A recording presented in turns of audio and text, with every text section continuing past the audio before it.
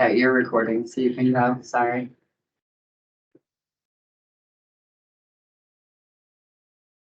Shirley, you're recording, so you can go whenever you Oh, want. okay. Yeah. I want to open the Conservation Commission meeting at 7:05. And we are going to start. We have, is Amy, can she come right on in? Yep. Amy Mabula, limnologist and exotic species program coordinator from the Watershed Management Bureau, Watershed Division, New Hampshire Department of Environmental Services. She knows both of the lakes in the area very well. Oh, don't worry. Sorry, guys. That's me trying to change. Welcome. Can you welcome Amy? And thank you for coming. She's going to speak on the impact of dredging on our lakes. Hi, Shirley and everyone. Thank you for having me attend your meeting. I was requested to attend to go over some common questions about dredging and to provide some context, since I know that some of that discussion has come up recently regarding the lakes in town. So, for the record, I am a freshwater biologist with the Department of Environmental Services. I've been with the state for 26 years doing lake and watershed management and invasive species work across the state. So, if I can share my slides, um, let's see. Should be in the upper right. Okay, let me just pick the right screen.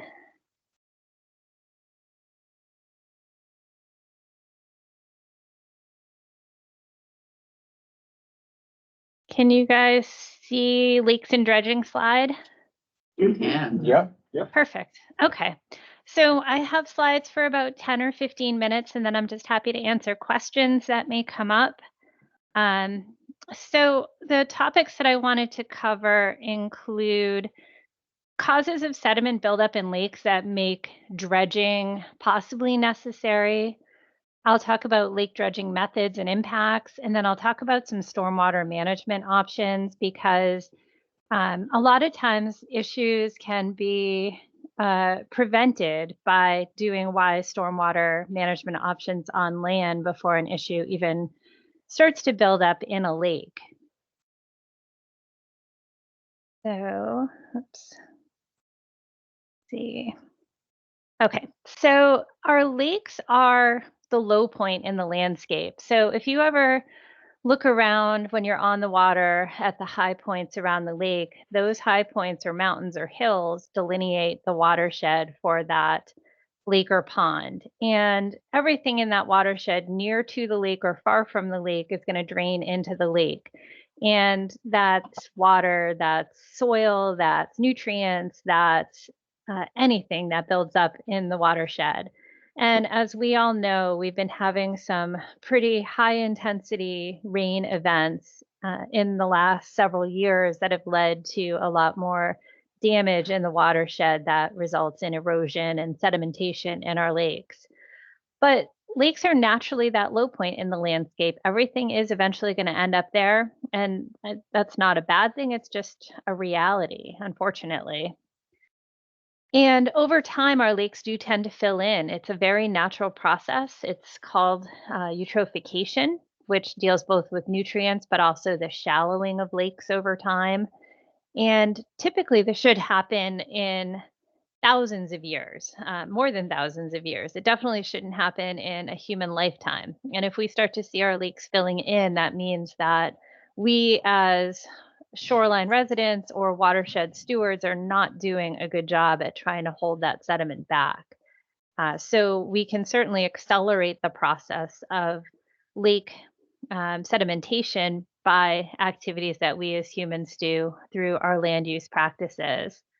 And a good example of that is this slide here. And this sort of quantifies the impacts that we have when we develop shorefront properties.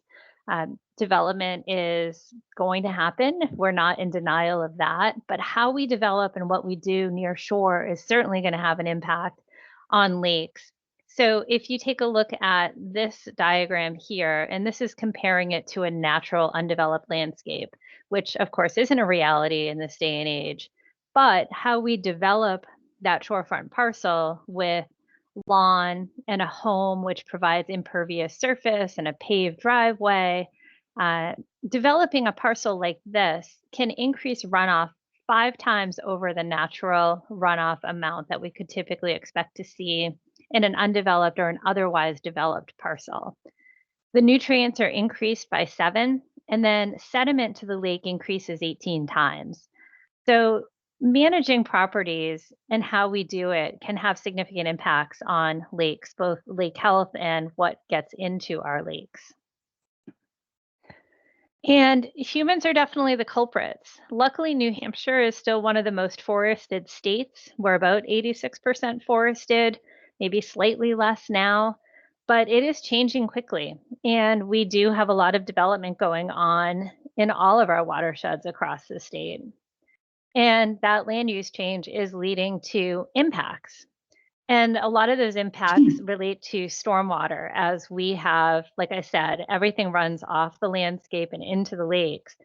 But stormwater is defined as rainfall or snowmelt that runs over land that doesn't get infiltrated into the ground. So it doesn't go down into soil. It just goes and hits pavement. It goes into storm drains. It goes directly into lakes. And stormwater pollution is simply all that stuff that stormwater picks up. And we do know in New Hampshire that stormwater accounts for 50% of the water quality impairments that we see in our surface waters. It has a very high concentration of nutrients and it has a very high concentration of sediment. And the more development you have, the more stormwater you have.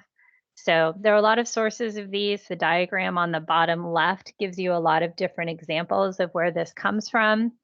And as watershed stewards, every single one of us is responsible for what we do on our properties, developed or private properties, and how that flows downstream to lakes.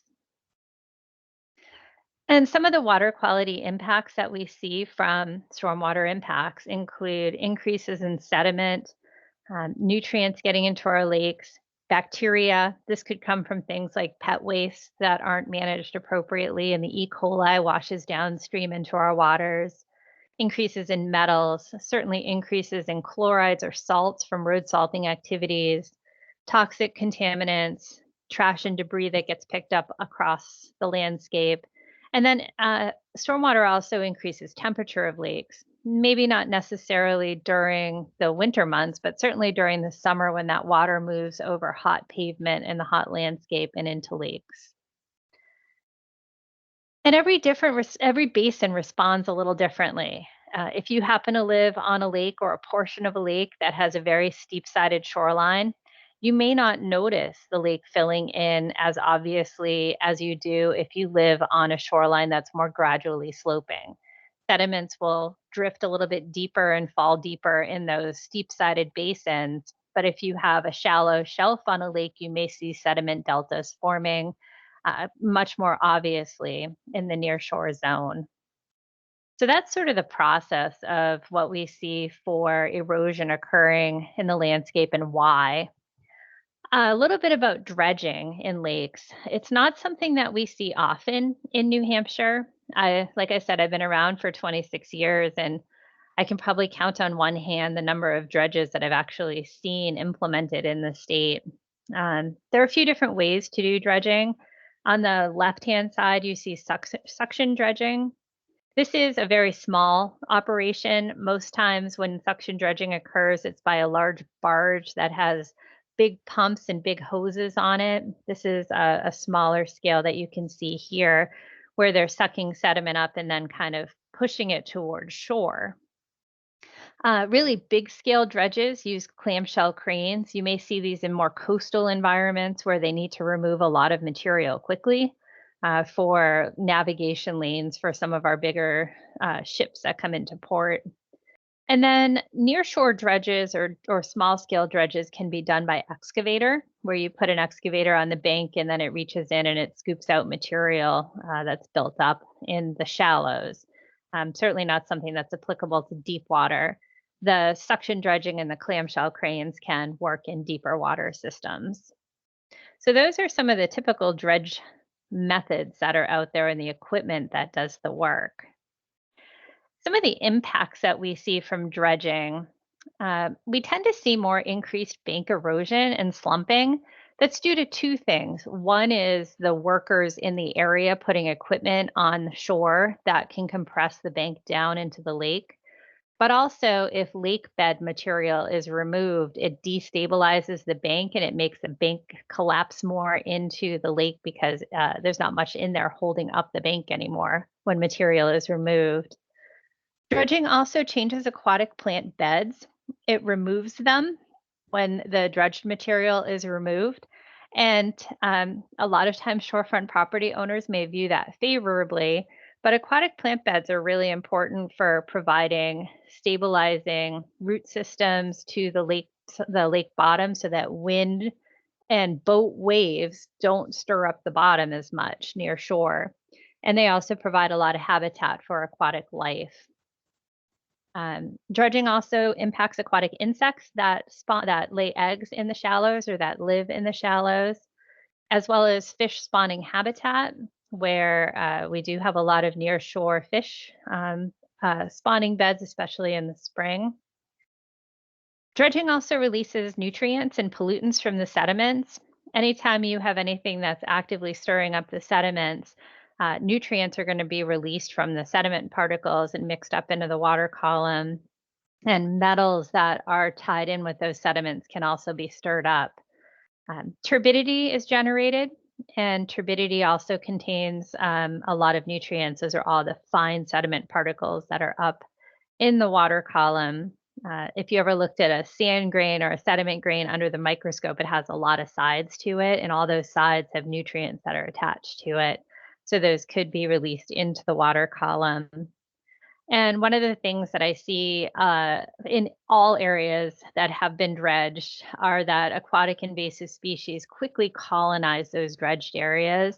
That is to say, if you have an invasive species in the lake, right now Lake Mascoma does have Eurasian water milfoil, and to date, Crystal Lake luckily doesn't have anything growing in it. But if something were to be introduced, we do find that invasive species do colonize those dredged areas. It's disturbance, and invasives like disturbance.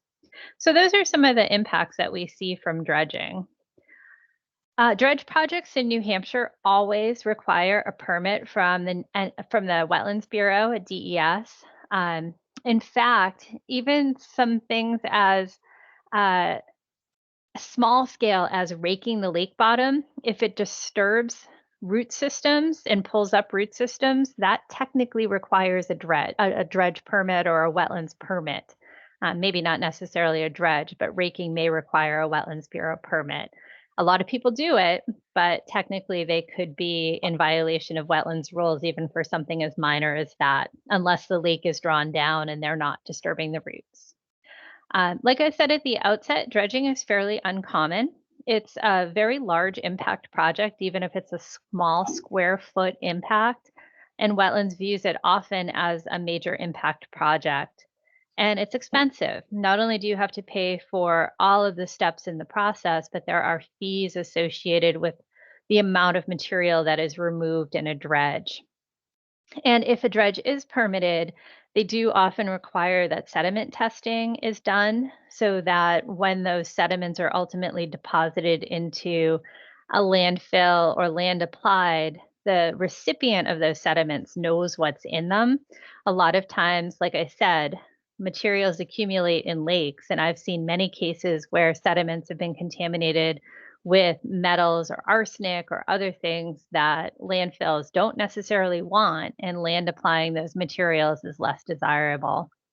Also on shore, there is going to be an impact to the on land area for a while because sediments that come out of lakes need to be dewatered before they can be transported so that they can shed water and lose weight. because that hauling and trucking is very expensive. And if you let that material dewater, it gets a little less expensive. But there are also hauling and trucking capabilities that are needed and costs associated with it. And a deposit location for those sediments needs to be identified. And sometimes there are mitigation projects that are required when impacts to aquatic systems are done. That could be a fee paid into the mitigation fund, or it could be some type of mitigation work like restoring fish habitat or aquatic plant beds that's required. And that's all something that would be detailed in a wetlands permit if a dredge is requested and ultimately approved. But durable lake protection does come from wise watershed stewardship. So protecting our lakes and doing things in the watershed, as I mentioned at the outset, will help prevent or limit a lot of that sedimentation from really building up in a lot of areas.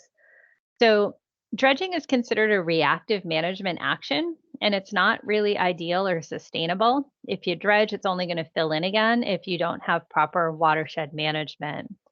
And drastic and high impact in lake measures aren't necessarily a solution to remedy poor land use practices. And the best thing to do is to work to secure, stabilize the land, not remove materials from the lake. And we have a couple of programs that are helpful in this capacity. The Lake Smart program is useful for helping shorefront property owners assess any potential impacts that they have that could affect the lake and implement change. And this is run through the New Hampshire Lakes program, where they have a survey that can be completed. It usually takes about 15 minutes online to assess your property. And then they'll make recommendations that are lake friendly for you to use to mitigate erosion or to make other steps to help stabilize your shorefront and other watershed areas if you're not shorefront. You can request a site visit from somebody at New Hampshire Lakes that's trained in this work. And then if you do implement a project to do restoration or stabilization on your shore frontage, you can receive a Lake Smart award from New Hampshire Lakes. And I'll share these slides with you through Shirley, but you can access more information about the Lake Smart program at the link that I provided. And then the Soak Up the Rain program is through the Department of Environmental Services, and they have information to help people set up rain gardens, rain barrels, other erosion control practices. And you can learn more about that program here at the link. This is just one example. These are infiltration steps down to a lakefront, and it just provides more permeable surfaces where you can have infiltration as opposed to paving this or putting pavers down. It just lets water settle into the ground instead of running off this ramp right into the lake.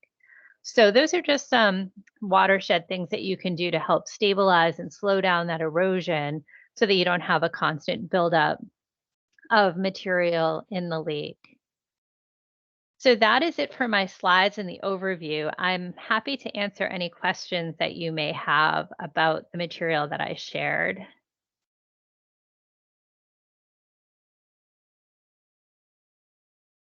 I have a question. Okay, go ahead. Hi, I'm Ed Rippey and I live on Crystal Lake. And this summer, our property was really impacted by the flooding on July 9th. And an enormous amount of silt and sand got washed down through the streams that bisect the stream that bisects my property and deposited on our shoreline to the extent that it's like 3 feet deep and it's still there. 9 months later, it's still there, and that's no longer part of the lake. That is now like a peninsula. Recent discussions with people from wetland permitting, I've been led to believe that if a particular area is not submerged by water, that you're more likely to be able to get a dredging permit to get that stuff out of there.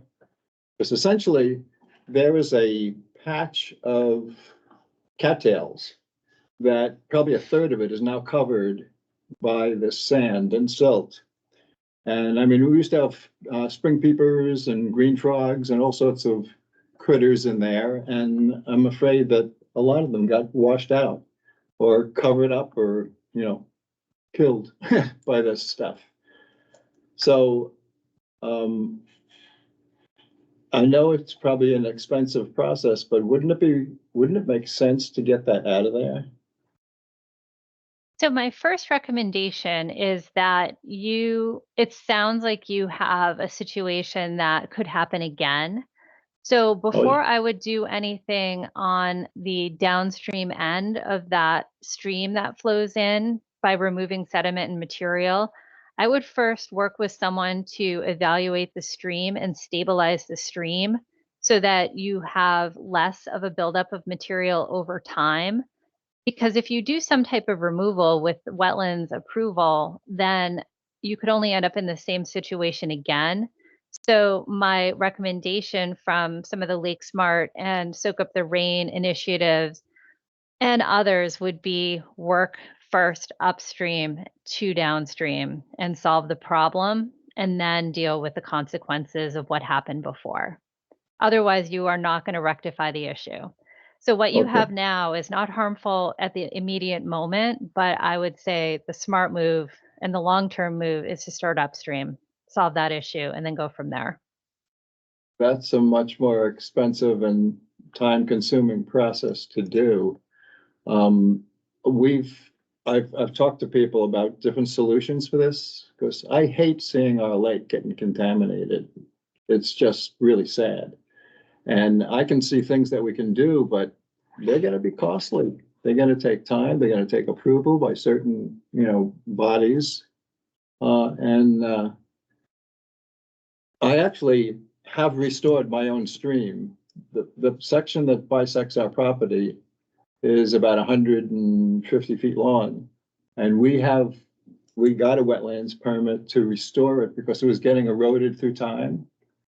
And we spent a fair amount of money getting that done. And we no longer have any erosion in the stream that bisects my property. But there's everything up above, coming down from the hill. Everything that's east of us is just from all the development and everything else. It's all just comes rushing down there. And this storm just magnified everything, depositing all these contaminants into the lake. There's a parcel immediately across the road that's owned by their association. That's how many acres? 23 acres. 23 acres. Yeah. So and that stream that comes through there, a lot of the sediment came out of that stream. Mm-hmm. So they do have space to mitigate it. But it is a project. And we've been talking as a committee about Soak Up the Rain a lot because of, the desire to stop this from happening. The faster water runs, the worse it gets. Yeah. Yeah, agree. And unfortunately, I think we're only going to be in for more frequent high intensity rainstorms and events like that. So there are grants that are available. They're called 319 grants. They're federal grants that help to implement the stormwater protection or stormwater restoration projects. And we put those through the money comes through our office. And it does take an engineer to evaluate the site and to come up with a plan for stabilization, but all of those costs can be covered by the grant.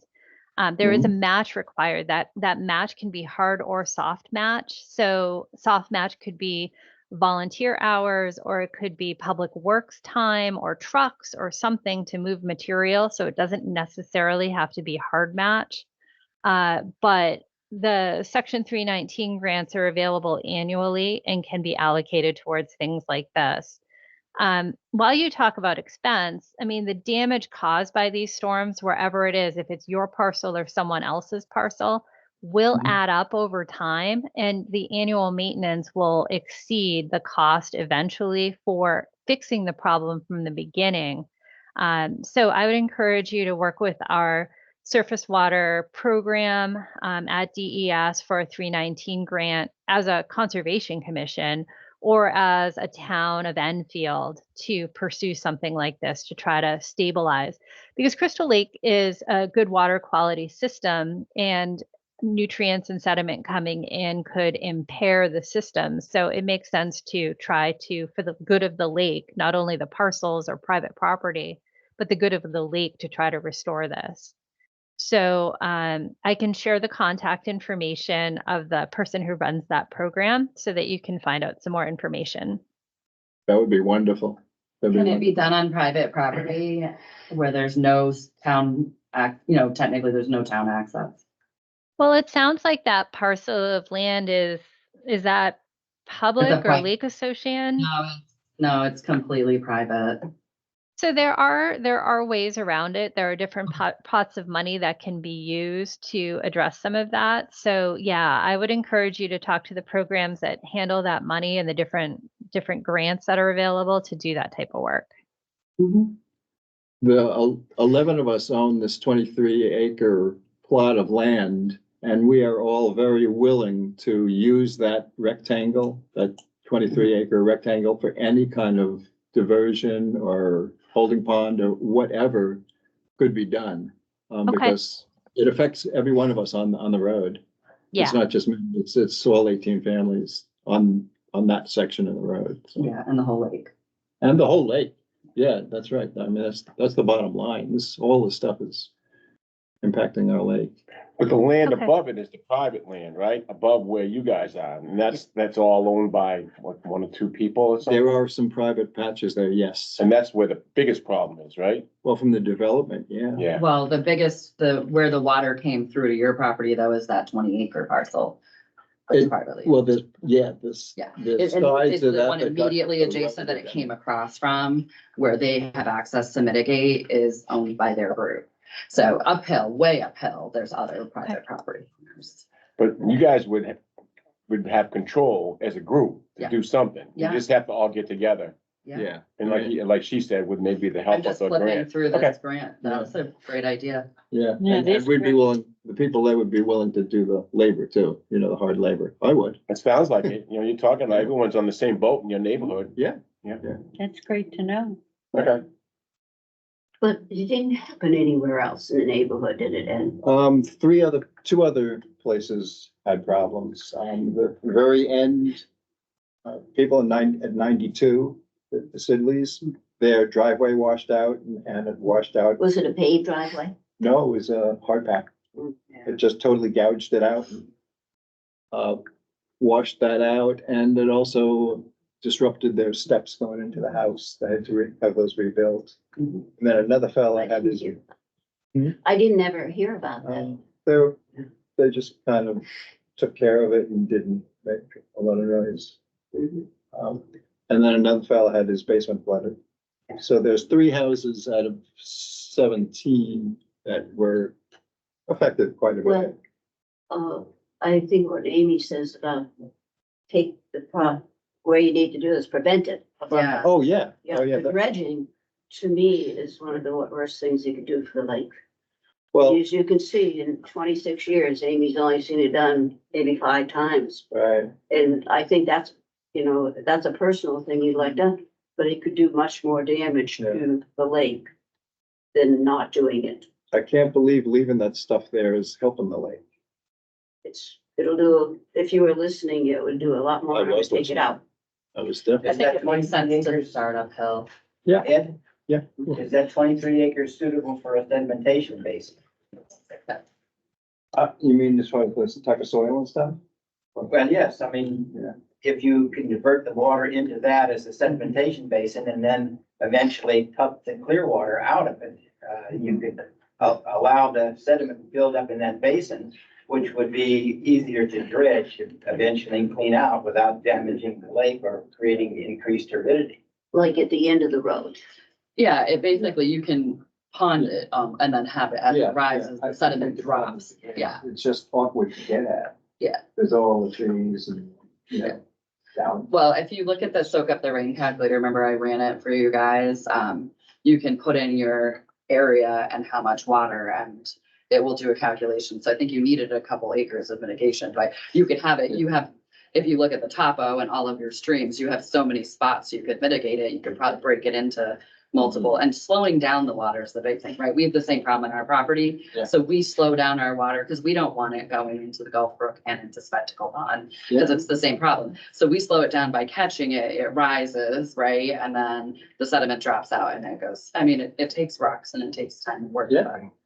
But it's doable. I think this grant is a great opportunity. It's wonderful. I put that. the name of the contact in the chat, so whoever's monitoring the Teams call can pull it out of there, but I'll also email it to Shirley along with my slides for you guys. Thank you. Know if the chat, they don't use the chat typically. Okay. I'll email it to Shirley so Yeah, she I can think I'm share gonna with your email it group. 'cause I'm not seeing, oh, wait, here's the chat. I was gonna say for public meetings typically don't use it. Oh, well, now I've done it. I clicked on chat. Change the whole look. I'm gonna stop pushing buttons.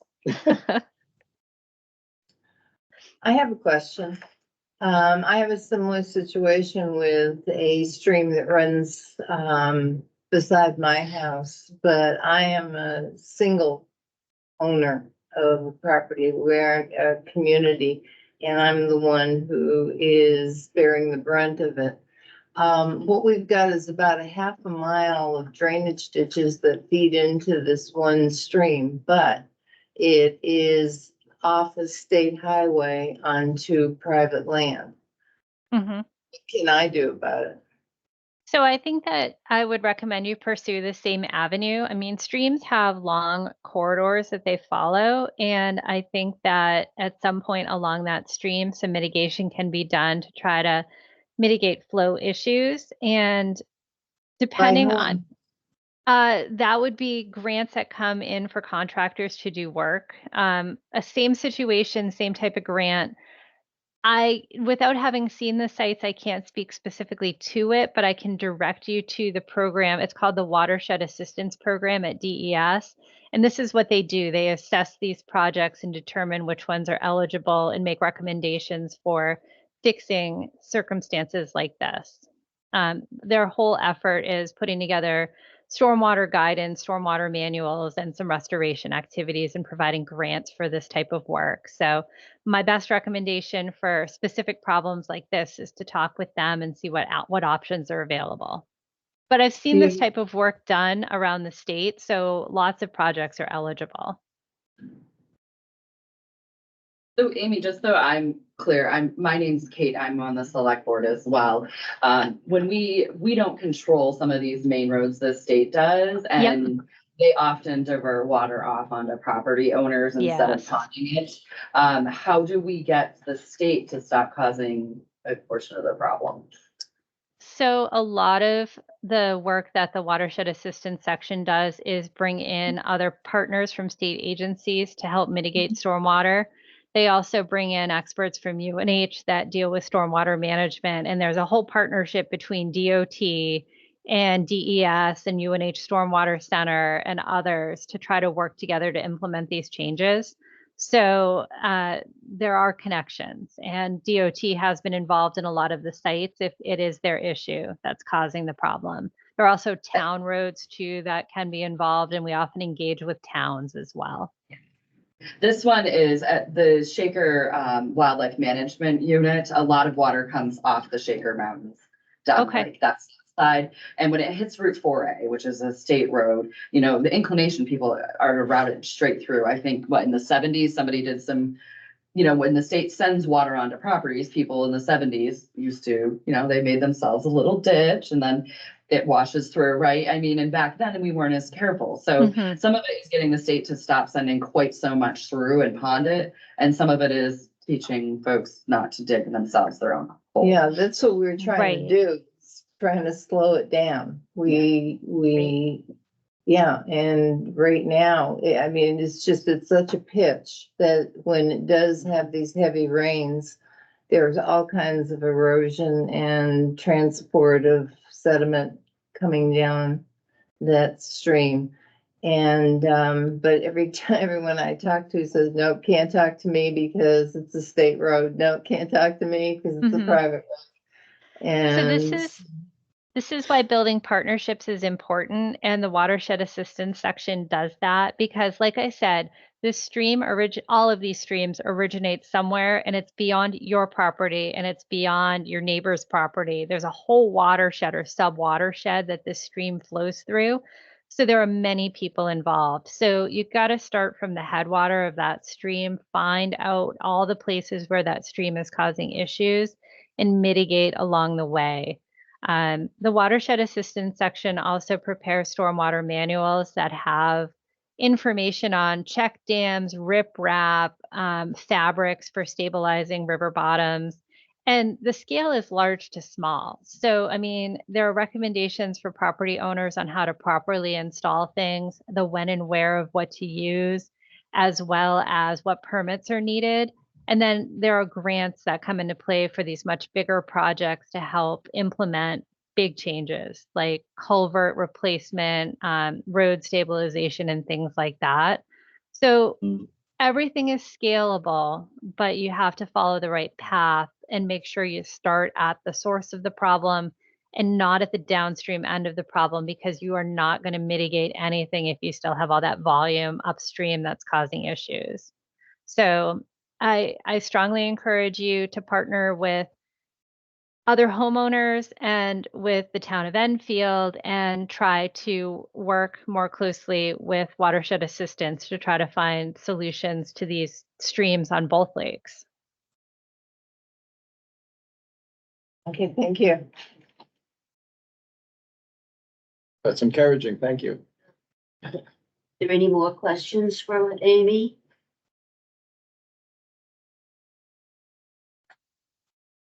Thank you very much for coming, Amy.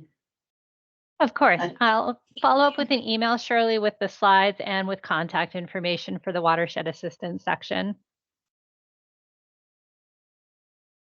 Thank you. Thank you for your time. Thank you. Thank you, guys. Have a good night. Bye-bye. Bye-bye.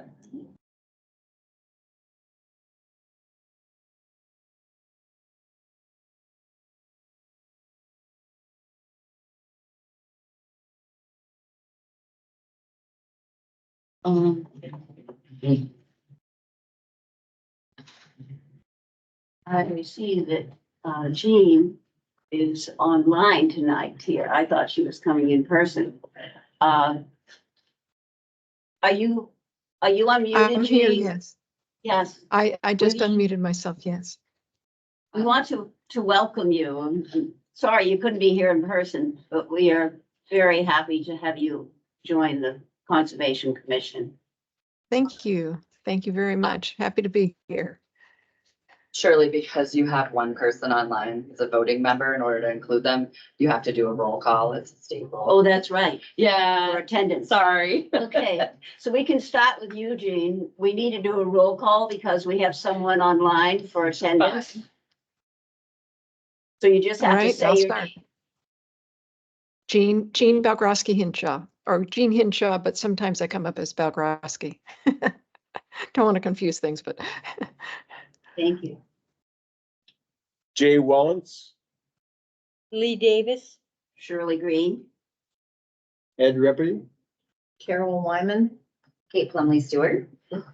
And Jean, when we can see you in person when you come, we'll all share something about ourselves and talk, and you can share anything you'd like to with us too about you. We know from you being on the Methodist Hill Committee quite a bit about what a good conservation person you're going to be. Thank you. well, I'm learning. Thank you very much. I'm learning a lot already, but I do care a lot. So I'm grateful to have the opportunity to learn and hopefully make a contribution of some type. And we have someone here from Pathways. I think I'll move you up. And are you here for?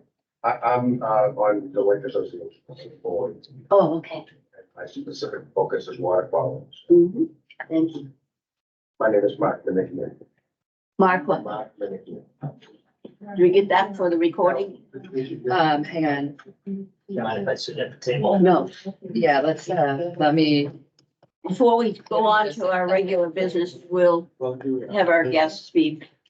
Yeah, give me just a second on the name so that we can, He wasn't actually put on the agenda, but okay. he thought he was. Mark, are you with a K or a C?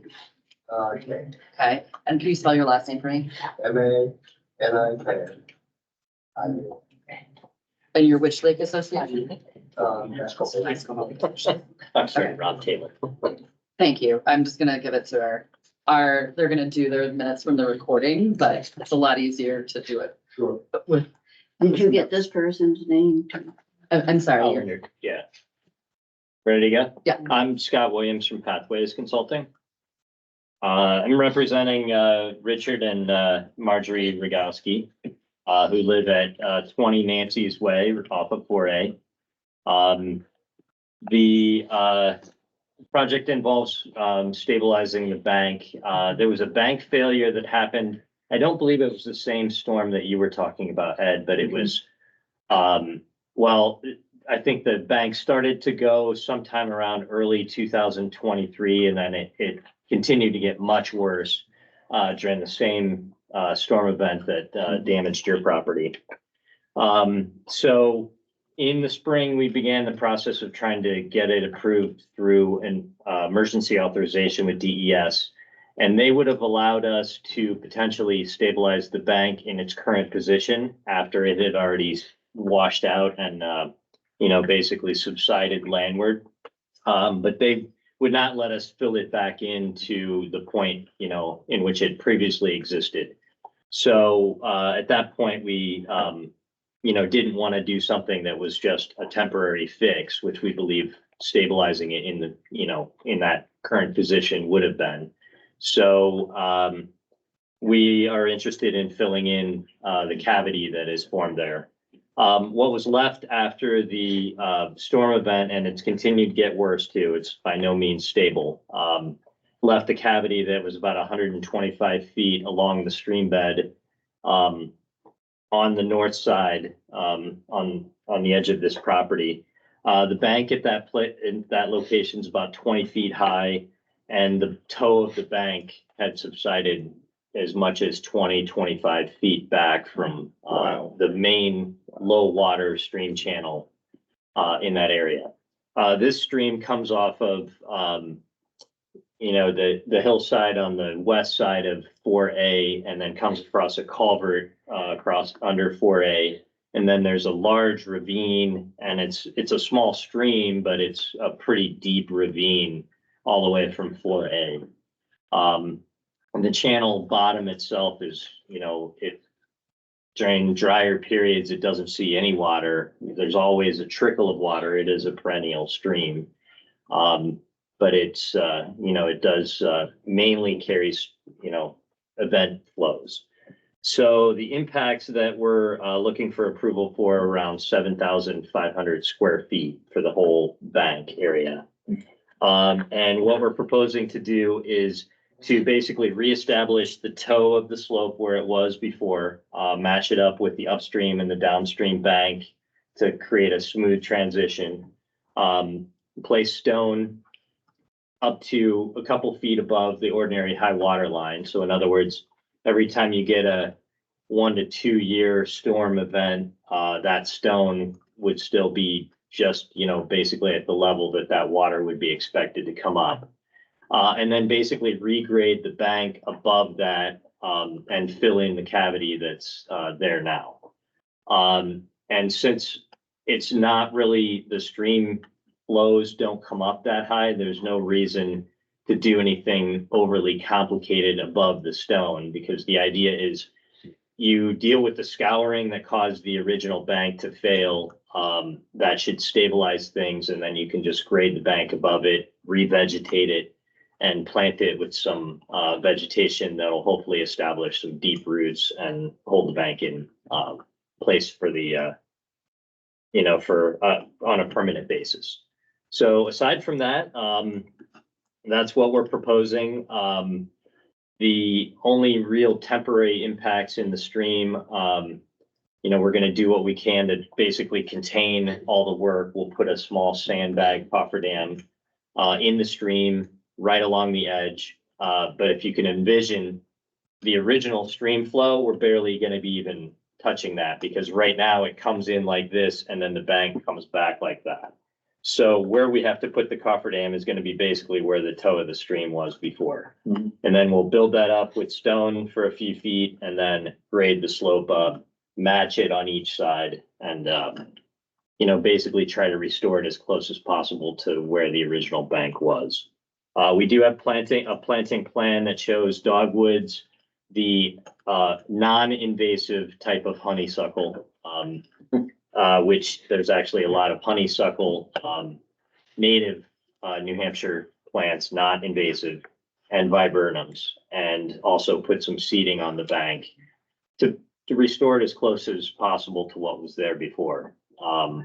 The owner is building a house and a driveway and things on, you know, on the top of slope back from the bank.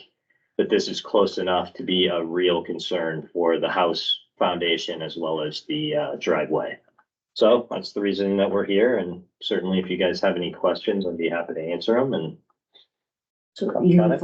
have you already placed a permit with DES? yes, the reason we're here is we filed a standard dredge and fill application with DES, and part of that process is to notice you, and that's why you received that package.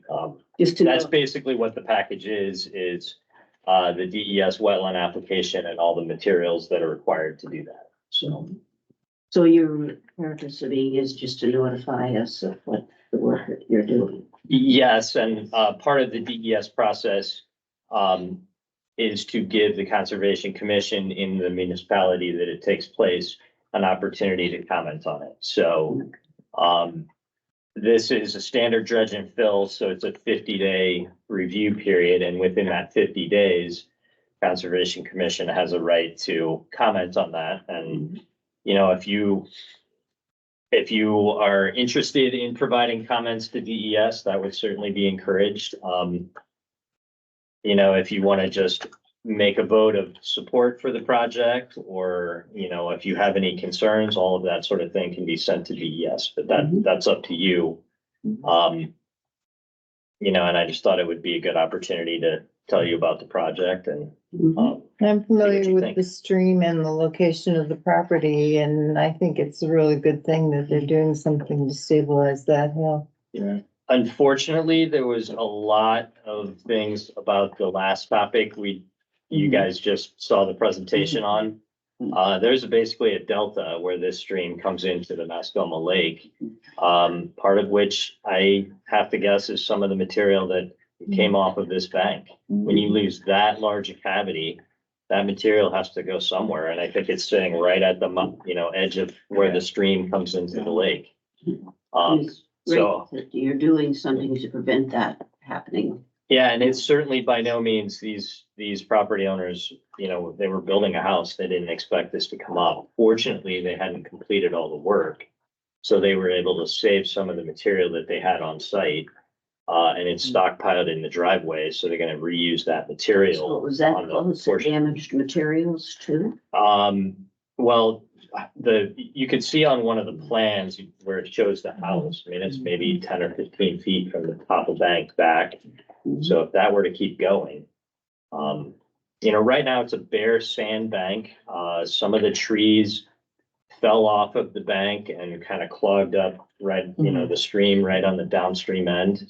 And it's not gonna stop, you know, that erosion is gonna keep working its way upstream, possibly downstream, and just keep causing the problem. So we're hoping that we've come up with a fairly, it's an economical solution because it doesn't have a lot of complicated, you know, root wads or fabric encapsulated soil, a lot of these other really, you know, complex techniques that we often use for stream restoration. But I think it'll be effective, and they'll certainly provide the peace of mind that the bank will stay in place. And we tried to do it in a way that it's not going to have an impact upstream or downstream of the area. And, you know, unfortunately, when you're dealing with stream flows, when you have something that can be inundated at any point, stone is often the only option that you have because you can't keep it dry long enough to try to reestablish vegetation. So on the lower part of it, and it's sandy soils. So there's no way to just put some grass seed on sandy soil that's sloped at a 45-degree angle and just hope that it's going to stay in place. It won't stay. So no, It's new. shallow rooted doesn't work. So we've tried to, do it in a way that we think that material will work its way down into the slope and, hopefully get some vegetation regrowing there. This was a 75-page report. I only printed off the first 16 and I read them thoroughly because I'm very interested in this. And this is incredible. It's a good job. It's well done and it's gonna help the lake. I wish the cover letter was the only thing we had to do, but as you can see, Yeah. this is all on the checklist. So it's a big Did everybody process. else have a chance to? look Yeah, at it's the- very thorough. I agree. Yeah, I Anyone agree. have I have no com- issues with it. Comments? No, I have no issues with it. I thought it was thorough and complete. Anyone online have any comments? I thought it was very thorough, great. I'd like to ask one question. When do you plan to start this work? I don't think they're quite done with the house, but I believe the site contractor, may be utilized to do the work. So they're hoping as soon as they get the permits that they will do that so that they basically, in the spring, start of the growing season, they can start getting some vegetation growing on it. I suspect it's only a couple weeks of work at most. So July and August wouldn't be usable to reduce that stream flow to begin with, so you wouldn't have so much cofferdam to worry about? Well, I mean, to be honest, the ordinary high water line is only 3 or 4 feet, above the stream bed. So to put a 3 or 4 foot cofferdam, is a very feasible thing to do. And because it's working in it, mostly the cavity, they can start by putting that outside of the old stream bed, and just work their way out as they fill in the toe. So literally the first week of work, they will set the toe stone and use that as a platform to sit on as they bring the other material in. So it's only going to be a few days where the stream is actually, in a situation where if we hit a storm, they'd have to worry about water. After that point, they're working above the water and no chance that it would flood that high. Even under these events, I think the stream flow was in the 3 foot range, in that stream. It's a 15-foot wide channel. So, And what happened is the It time that undermined, it right? did do it. What- It undermined and dropped, is that? well, it basically cut the toe out. Yeah. And because the trees, were relying on the soil, and they weren't very deep rooted in sandy soil, once the toe came out, you can imagine it's a slope like this. So you Yeah. take 2 feet off the toe and it takes it all the way up. Trees got undermined, trees fell, destabilized a whole big pocket of soil at the tree roots. And then that process just keeps happening and it just went like this. So it was a pretty common thing, unfortunately. There's smoke coming off that mountain there. Yeah. We actually, the surveyed contours that are on the existing conditions plan show where the bank was when we did the design for the house and the driveway and did the wastewater permitting and stuff. So after we had already filed all that stuff, somebody noticed that the bank caved in and we went out there and resurveyed it, and that's the difference. It came back that much in one storm, That's huge. so.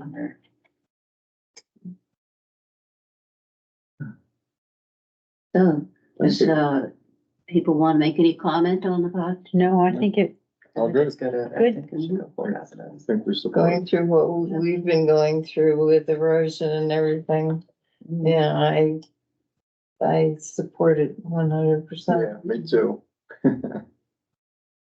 Well, appreciate that. And, one option too would be to just, provide the minutes and, if you guys don't have to vote, it's certainly by no means a requirement, but I can send the minutes to DES and The minutes will That's go good. right up online, so if you want them. Our minute taker is on vacation. that would be, I'm assuming you do that next month or, The approved minutes would be next month, But if you wanted a copy of the draft minutes and interim as soon as they're available, you could get them from Rob Taylor, as a draft. Okay. Should we do Yeah. a lot of minutes at once next week? I know she's gonna be pretty busy, but usually they're very quick, but coming back from, we had to reschedule for all the storm appointments, so they're not that far, it's not meetings. It's been a busy week here. Yeah. So you're our So we're secretary. recording. I'm not our secretary. I'm in charge of Minute making sure secretary is the away. recording runs. And we're Getting recording saved. so that she will do the minutes. And I of the like Whitney, recording. so I thought I would take her a couple notes. Okay, okay. She's But- gonna appreciate that. I definitely, you do not want me to take your minutes. Whitney's great. She's great fabulous. job. I'm a supply chain manager by trade. I am not the notes taker. Salvy's so pleasant, even fabulous. keeled, never gets excited. Yeah,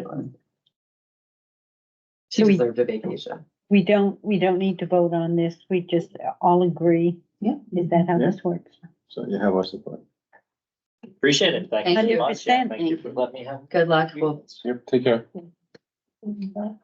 Let us know if you have any problems or questions about that watershed process. Been through it. Okay. never got to see her. I think it's it broad, okay, so when she says. The Conservation Commission should send notice, yes, they has their own wants to intervene.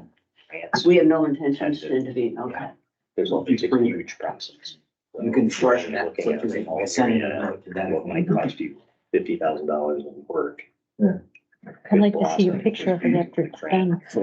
Because you said you've already sent a permit application. Yes, So we should send a, getting more properties and issues involved in one things. Process.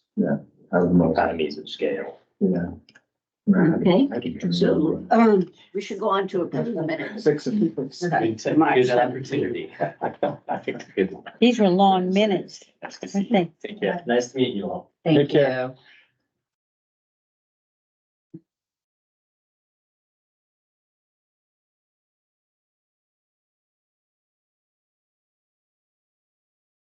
All right, I'm making you guys some notes, so you're gonna need a motion and you need a second. You will move to approve the minutes? I'll make a motion to approve the minutes. Second? Second, second. Okay, any corrections? I have a couple. Yeah, I do too. All right, on line 18, it should say Chair Green called the meeting to order. You got credit for it. Kyle. Oh, that's a template, yep. Yep. Meeting to order. And I noticed in the January minutes that Shirley chair was up after her name and co-chair, vice chair was after my name, but it wasn't in this one. So, Yeah, Well, I see, yeah, on this one, actually, I'm on as vice chair. there we go. yeah, so those should probably be corrected. And then I want to ask the group a question here. If you go in the minutes to line 254.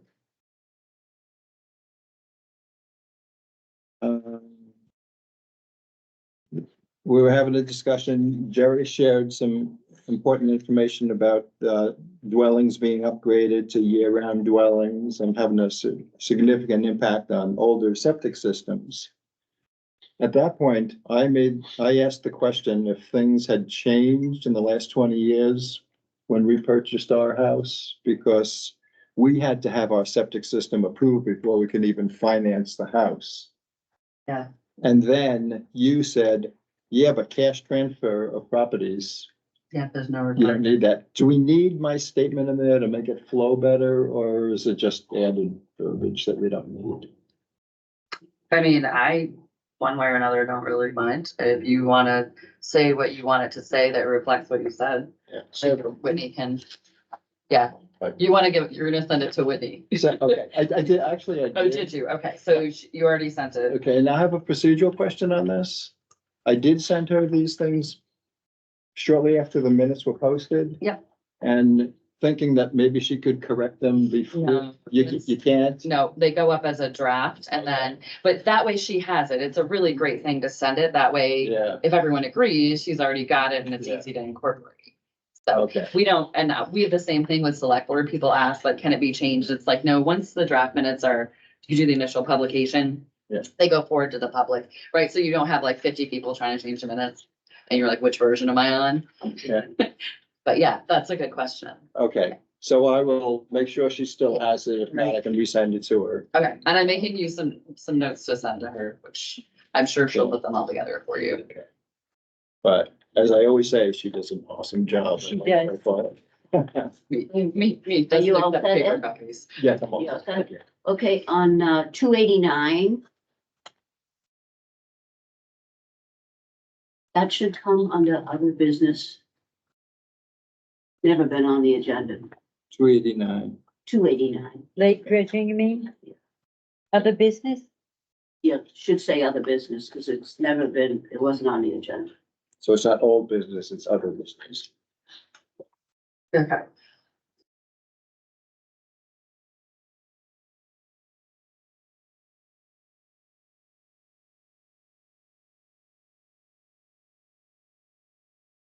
If you don't have other corrections, you want to do just a quick renewal of like minutes as amended and second minutes amended. Okay, I'll make a motion that we, approve the minutes as amended. I second it. All in favor? We need to do a roll call vote, starting with Jean. Aye. Jay Wallace, aye. Lee Davis, I. Shirley Green, aye. Ed Rippey, aye. Carol Wyman, I. Kate Plumley Stewart, aye.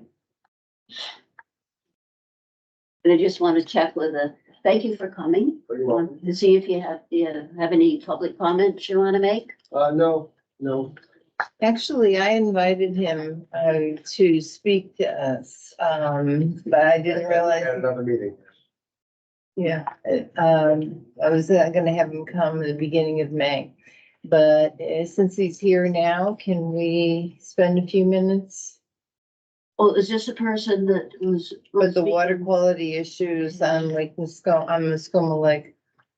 Oh, yep, that's fine. So you have some questions? Yeah, well, why don't you come and Sit up here, yeah. Yeah. at the table and, Mark is on the water testing, volunteers. And I thought it'd be good for us to ask him questions about what exactly they do, how many tests they run, you know, that sort of thing. Familiarize ourselves with what is actually going on and if there's any way that we can support or help in getting, anything more that they should need.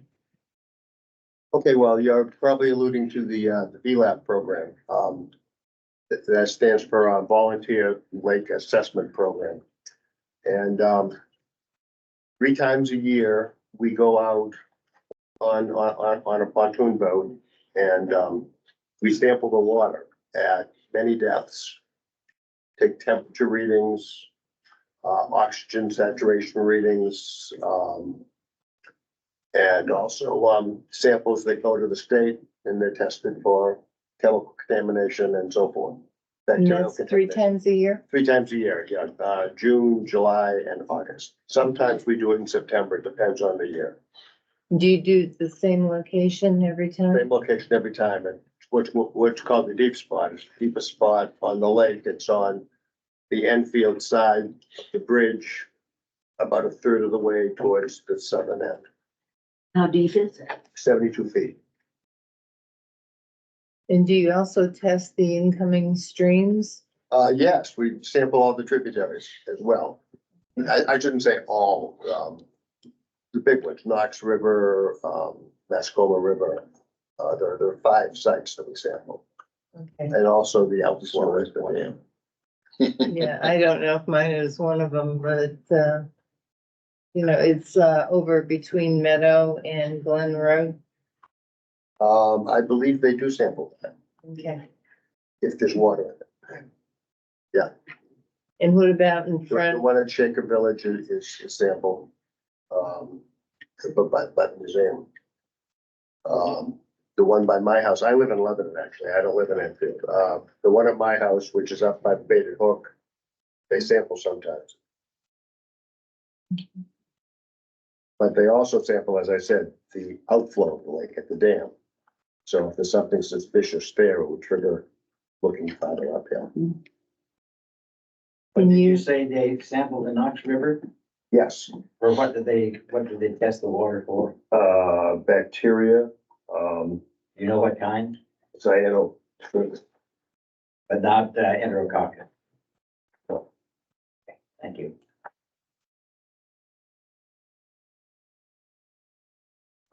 Is there anything that you think could be improved? Because last year we had a total of 5 cyano That's right. alerts. That's right. The biggest contributed to that is what everybody's talking about tonight, is sediment washing into the lake. And the thing to do is to control that.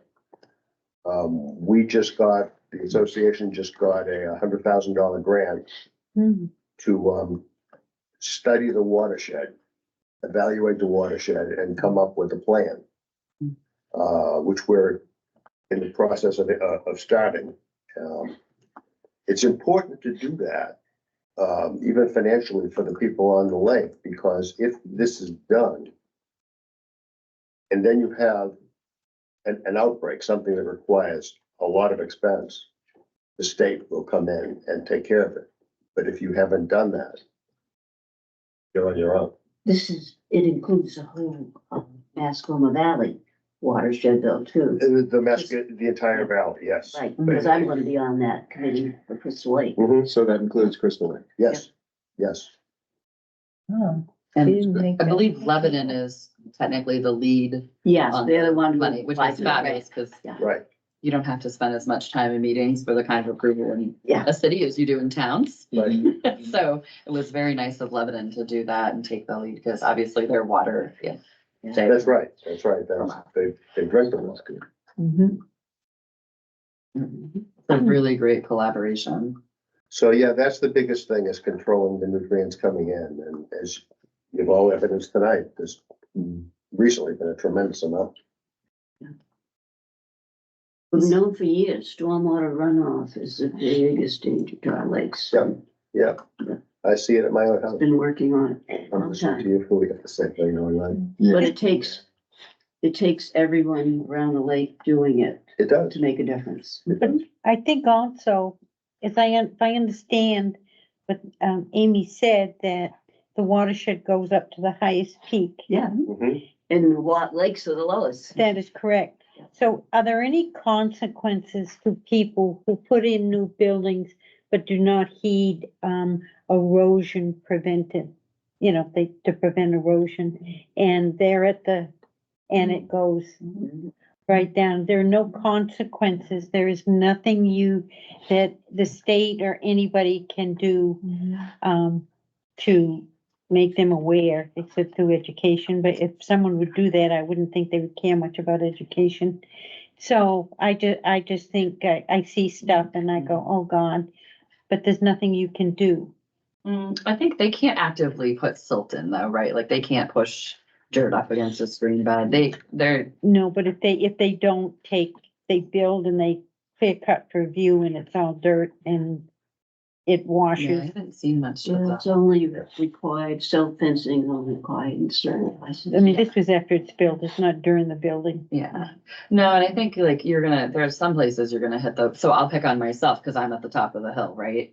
So if I don't, I'm a great person to pick on because I have a farm. So I'm past Spectacle Pond, so that you know, so I'm in that top corner where like no one gets. But my husband and I own down to the Gulf Brook, and because we have a farm, it's very important, right, to catch any of the runoff and waste and pull it and pond it out into the Farms, woods. actually. So we have 70 acres, but as a buffer between us and the Gulf Brook. And we're very careful to send everything away from it because you don't want it in Spectacle Pond, but the Gulf Brook goes down and it feeds into the Mascoma River eventually, right? Yeah. So any of that silt is eventually going to Mascoma Lake, which happens to be where my parents live. And also your animal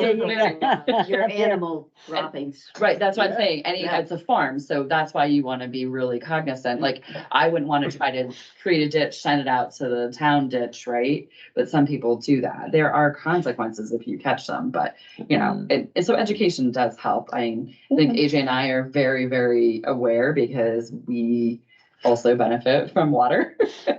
And water sports and having a nice town, but I think it is hard when a lot of people think you can just push it up and dig a hole and it will just flow downhill.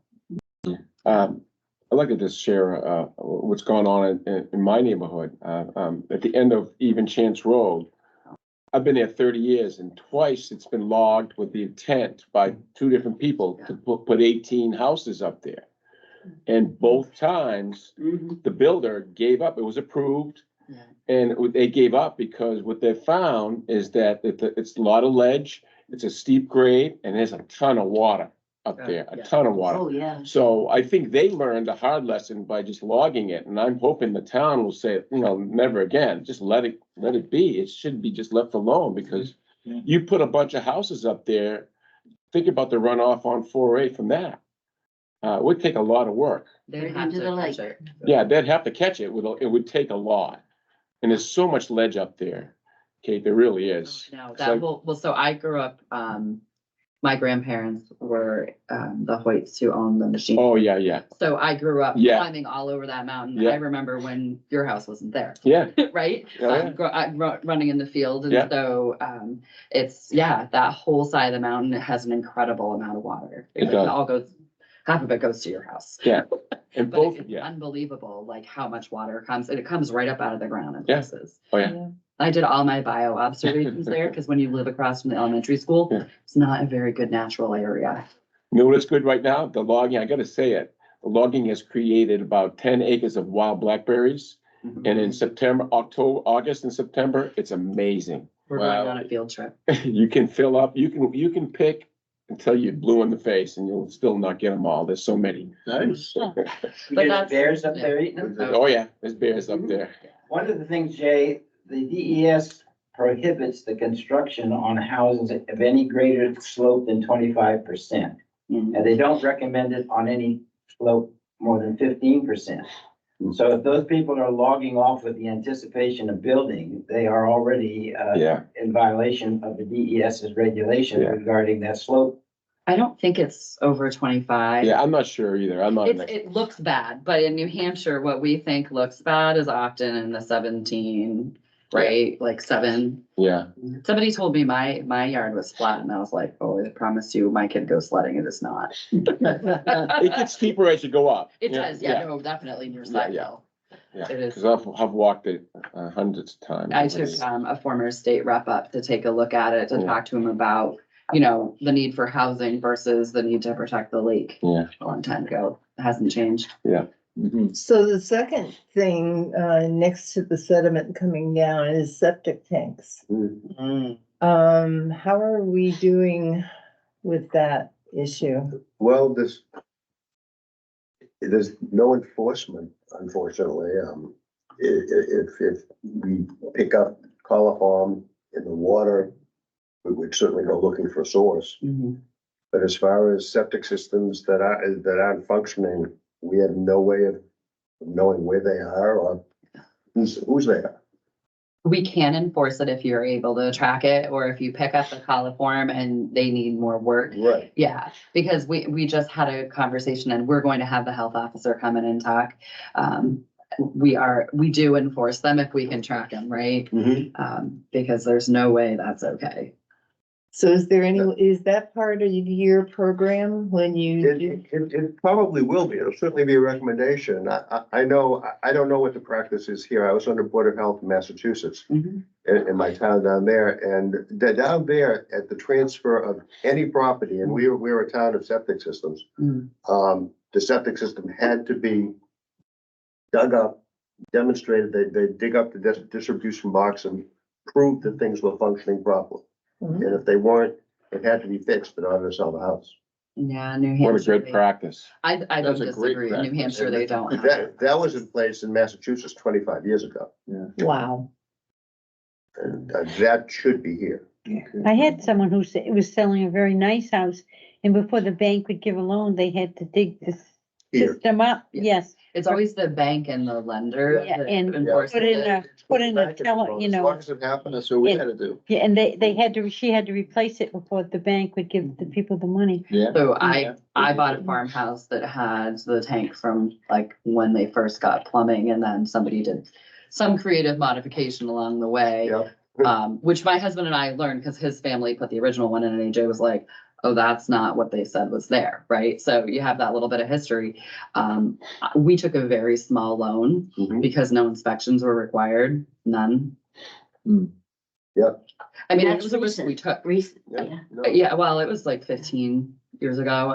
yeah. But we had collateral, so they didn't care. They were Right. like, knock yourself out. We took it upon ourselves to replace it, at, you know, the tune of like $25,000. So we, There's nothing making people do it. right, so we had the same experience in our house in Vermont. We put in a brand new system and, he came and said, well, where are we gonna put it? We have got to test. We have to do deep tests. And he said, no, we don't. We're gonna put it over there. How do you know it'll work there? That's where we have to put it. Hmm.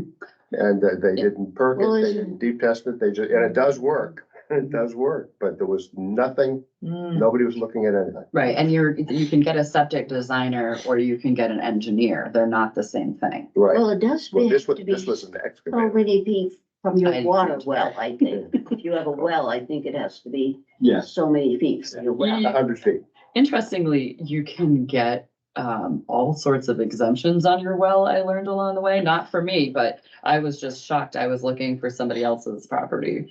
And there's a whole exemption form, and I was like, why would you want your well anywhere near that? Yeah, Yep. Yeah. New Hampshire May I- had all sorts of interesting. I'd like to suggest that you think about culturing the water if you're doing it for bacteria for Enterococcus. The Department of Public Health in New Hampshire uses Enterococcus as an indication of human sewerage contamination of fresh water. I'll check and see if they do. Because E. coli can come out of a wide variety of animals and doesn't necessarily infer septic system contamination. Because that's what I'm doing on Crystal Lake. Mhm. And I'm finding Enterococcus along the shallow areas of those places where the houses are built so close to the Mhm. edge of the thing, the edge of the lake, that the leach fields are insufficiently capable of absorbing the liquid that's coming out of there. These are older houses with cesspools? Yes, of course. Yeah. So that's an organism that you will have support from the Department of Public Health from, because that's what they use as an indication, and I've Right, corresponded with them about that. right. Okay. Any other questions? The stuff, the testing, equipment and the results come from DES, do you? Yes. So, Is that available? yeah, Yes, sure. so, Probably online on your lake association. I We don't know if access. it's there, but it certainly could be. so you have a historical data? Oh, yes, this goes back years, Okay, years. yeah, if you could 25, let me 30 know how years. you can access that, Sure, that would really be great, that'd be really helpful. right. And, the stuff that you're getting from DES and everything is, from your perspective, enough? Everything is good, yes. In fact, Mascoma about probably 3-4 years ago went to the highest classification of water. I'm not prepared for this, but there were 3 classifications, 1, 2, and 3, and we were 2, and we got to number 1. Well, that's So good. that's, I think it's, the best. I think it's mesotropic. I forget the exact terminology for it, but it's eutropic, what Kate was talking about, Amy was talking about is the reverse. That's the water filling in and the lake becoming a swamp. Yeah. That's number 3, and we're in number 1. That's good to hear. We've gone in the right direction. Yeah. Even though we have more frequent bacterial outbreaks, cyanobacteria. The health officer, one of the conversations we had as a select board was that some of the question is it more common, which obviously we're getting to testing. Testing is showing us it's more common, but are people more aware and are they watching for it? And that is, There's a little bit of both. I think there's some of both is what we all felt. I think it's really important that people are being cognizant and they can make a choice. And we also know there's a likely correlation between Lou Gehrig's disease, which is very serious, and cyanobacteria Right. instances. So I wouldn't want to wish that on anybody. No, but that's all historic. There's no indication that that's been a current factor for a long time. Yeah. Felix, known that a long time, Yeah. but it's kept quite quiet.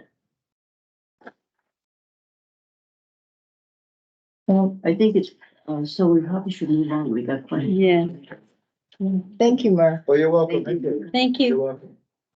Feel free Can I to, ask you, what happened last night at the zoning, the variance meeting for Can we talk about that? some more? Yeah, well, no, so if you want to find out what the? happened, What? the video should be uploaded if you want to watch the video and then the minutes. The planning board meeting? There was planning board, there was ZBA, I don't know which one you're looking for. CBA. ZBA Oh, was, the ZBA. Oh. yeah, that those would will all be online. Yeah. Okay. Rob was we talking gotta about how many get things he had to moving. load. Okay. Very good. Thank you. Thank you. Okay. feel free to So- stay if you want to Well, hear the rest, or you can leave. what else do you have going? Anything? Whatever Shirley tells us to do. The lake? Pardon me. This is a good list. I don't know if we're gonna get through it all, I but know, yeah. I'll let you go. Okay, If you need anything from me, I'm happy to come back anytime. great. Thank you. thank you. Thank Thank you, sir. You're welcome. Thanks a lot, Mark. Nice meeting you. Nice meeting you. Okay. Well, we had the dredging discussion with, Amy. Is there any other, comment on that or? No, Shirley, the stuff I wanted to share, that's gonna come under other business. Pardon me? The stuff that I asked to have put on the agenda is gonna come under other business. Yes. We'll save some time for it, yeah. The invitation to, presentation on landscaping on Shoreline, you got that flyer? Yeah. It really doesn't take any discussion. Yeah. It's just, wanted to be sure the Conservation Commission was invited. If you have a quorum going, you need to notice it. That's the only thing to know. Oh, that's right. Yeah, no, just as a, Okay. Wanna do a hand count? I'm planning on going. I was too. Let's see, maybe we should, just post it anyways, and then we won't have to Yeah. worry about whether Yeah. who's there and who isn't. This is. Yeah. the I same- think, Rob, could you please post this? Yeah, that's a good idea. Yeah. And then, you all got the information on the, taking action for wildlife? Yeah. Right. Yeah, I don't know. I mean, there's some resources there. I went through it and I kind of went through all the different suggestions, but I don't know if we have time to I really was come gonna up with. say, it's very short notice. They didn't even say this at the beginning of those webinars. And the application's gotta be in by May first. I if think you we wanna can get the think about assist- Next year. yeah, I think so. There's a lot of commitment, so when you make a decision, Yeah. you wanna get involved. Because I mean, you've got to put a lot of thought into what you want to apply. Right. And I checked off maybe 4 or 5 things that I had interest in, and one of them we're doing some stuff already.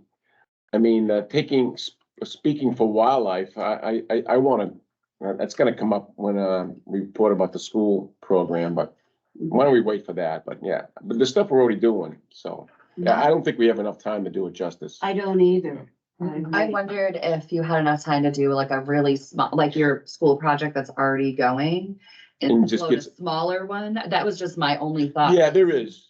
Do you think there's enough time to do the small, like a smaller scope so that you could get materials or support for? your Yeah, project? I think so. Would that mean just one of us doing the application?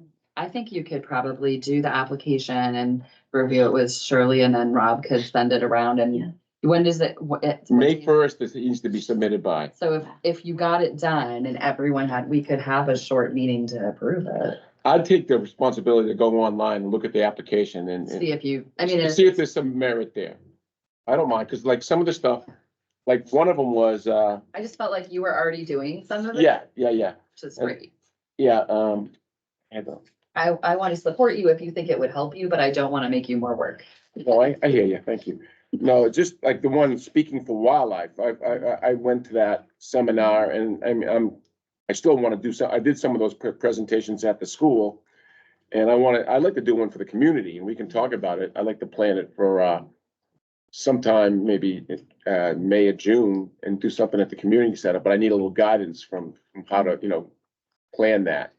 But I can do the speaking for it, I can help you with the like connection to get a reservation and all that. Is yeah. that what you're saying? Yeah, so, okay, let me go online, I'll look at the application and I'll take that and I can communicate. If I need any help with that, and maybe, I can talk to Shirley and see if we maybe need a little meeting, okay?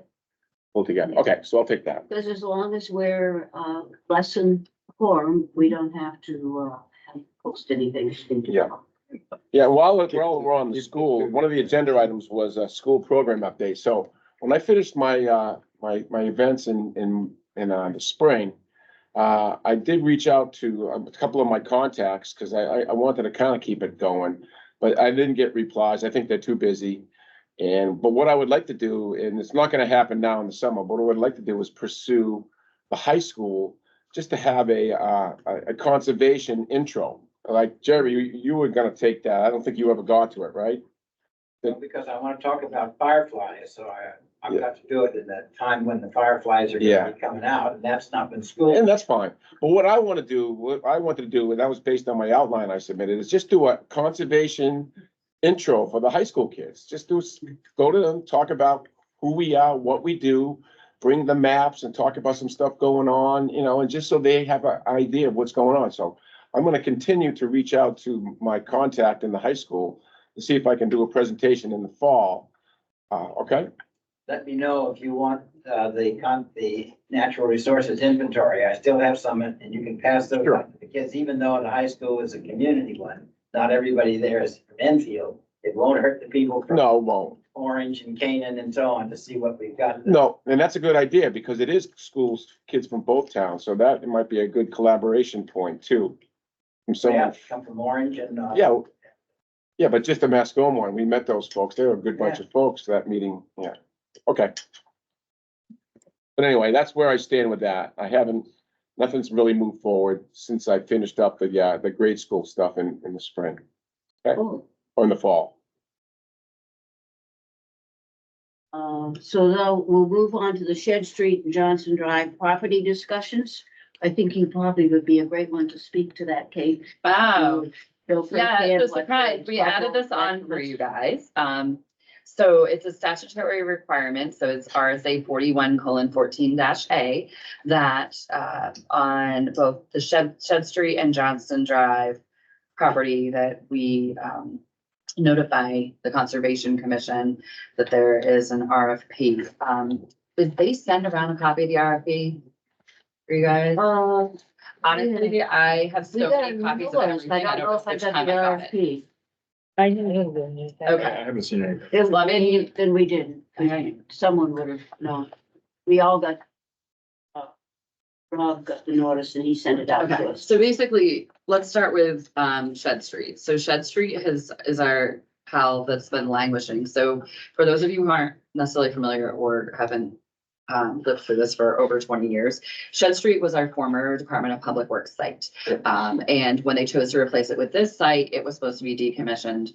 That is then a long and painful process to get it done.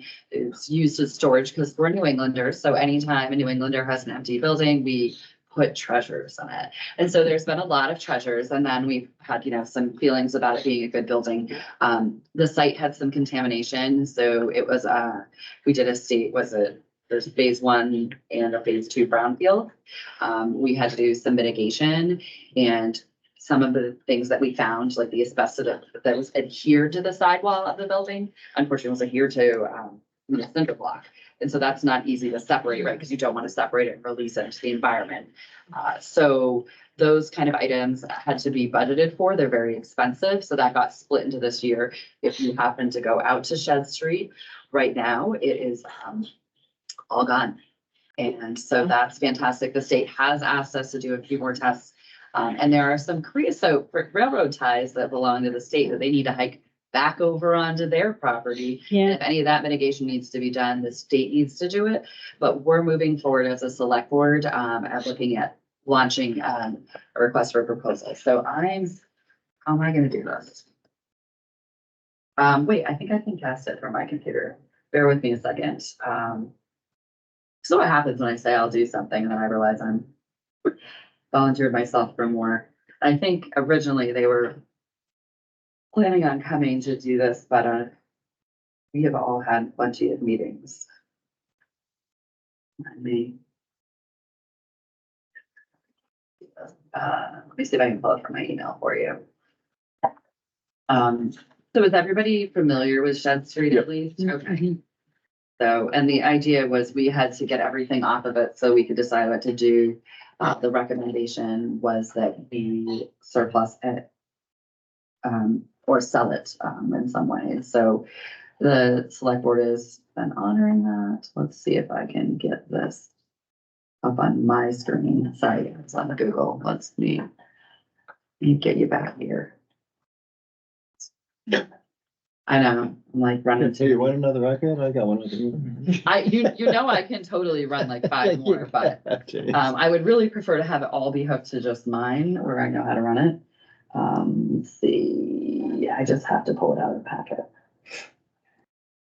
Good work getting the Shed Street thing cleaned up. Oh, gosh. That's awesome. Honestly, it's been a long time coming, but it's kind of an ongoing joke with my sister and I, because I feel like we've all been to town meetings. So, all right, so here's kind of the memo. I'm just gonna read it to you. This is the memo from Ed.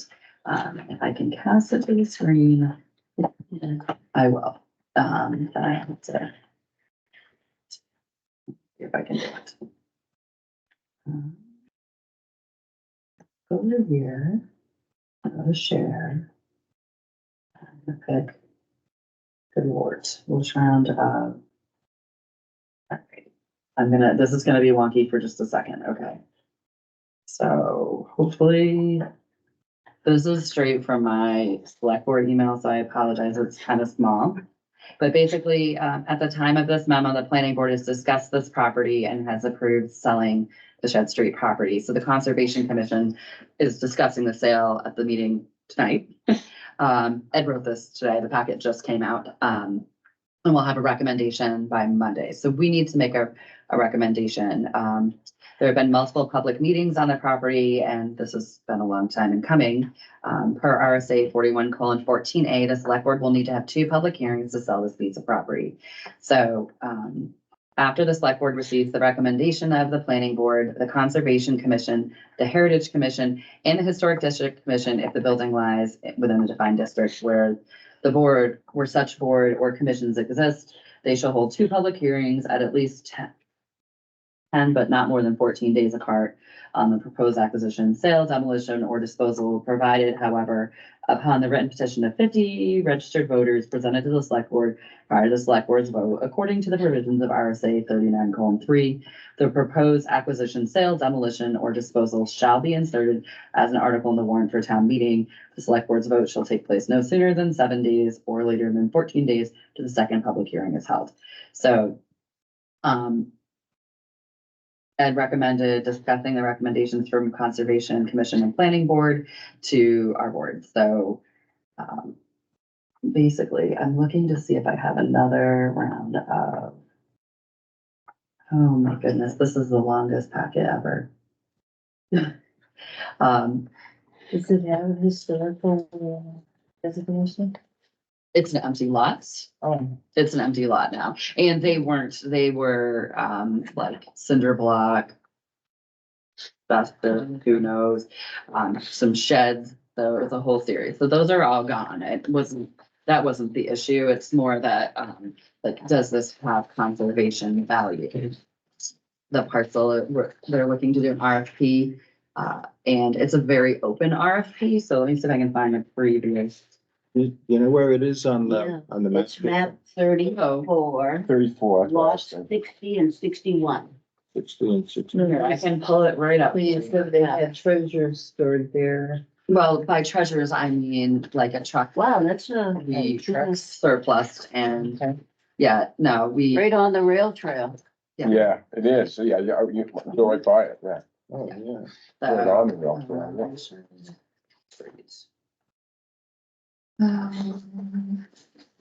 Here you go. You can see a pretty picture of what was formerly here, so you can have a couple pictures of what it used to be. So I'll come up on the screen. So there's one. And they're all gone. They're all gone. Yep. They were not perfectly good. But that doesn't look that bad. Yeah, don't go too close to them. We looked at those, the The impact committee looked at them when they very first, carefully. when they first came together. It was not something that was reparable, usable, and we didn't need it. So that's one of the. That's the other one. So gives you kind of an idea. So that lot is all, it's multiple. What are they asking for them or want? Have they decided For what? for the lots? Oh, so, they're not asking based on the lots. It's an RFP, so it's a request for proposals. So it will go out, it'll be relatively broad and people could bring in a proposal. You could propose Disneyland there. You could propose small cottage housing. You could propose a single family dwelling. Anything is up to be proposed. Let me see if I can pull the RFP from the previous board packet. How much land They're is hoping it? to sell them, right? Mhm. Yeah, and Trying to develop. the way it's being sold will depend on the success of the proposal. I think, you know, instead of limiting it to only one kind of proposal, it was. Because one of them is pretty good size, isn't it? What is the size of the lot? Let me hang on for just a second. I'm gonna stop sharing. No, that's not, it's today's. Glasses home. I can't read these numbers on this map. I didn't wear my Not at the end of the glasses, which day. is why you guys see It me looks leaning like in. I forgot my 319 glasses feet too. across there. Instead of worn. You mean the road frontage? Or The trail frontage, the road frontage is 314 feet.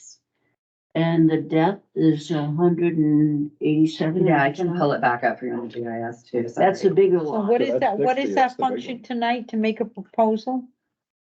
You got the natural resources in. I thought they were gonna send you more on what they The wanted, natural but. resources inventory here. I deliver up to, I go right behind that. Oh.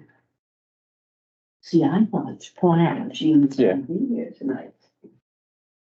Let's develop. I mean, I don't have a problem. Now, is selling. she, oh, yes. No, absolutely not, because it's residential. Yeah. Is it town water and sewer? Town water and sewer, residential.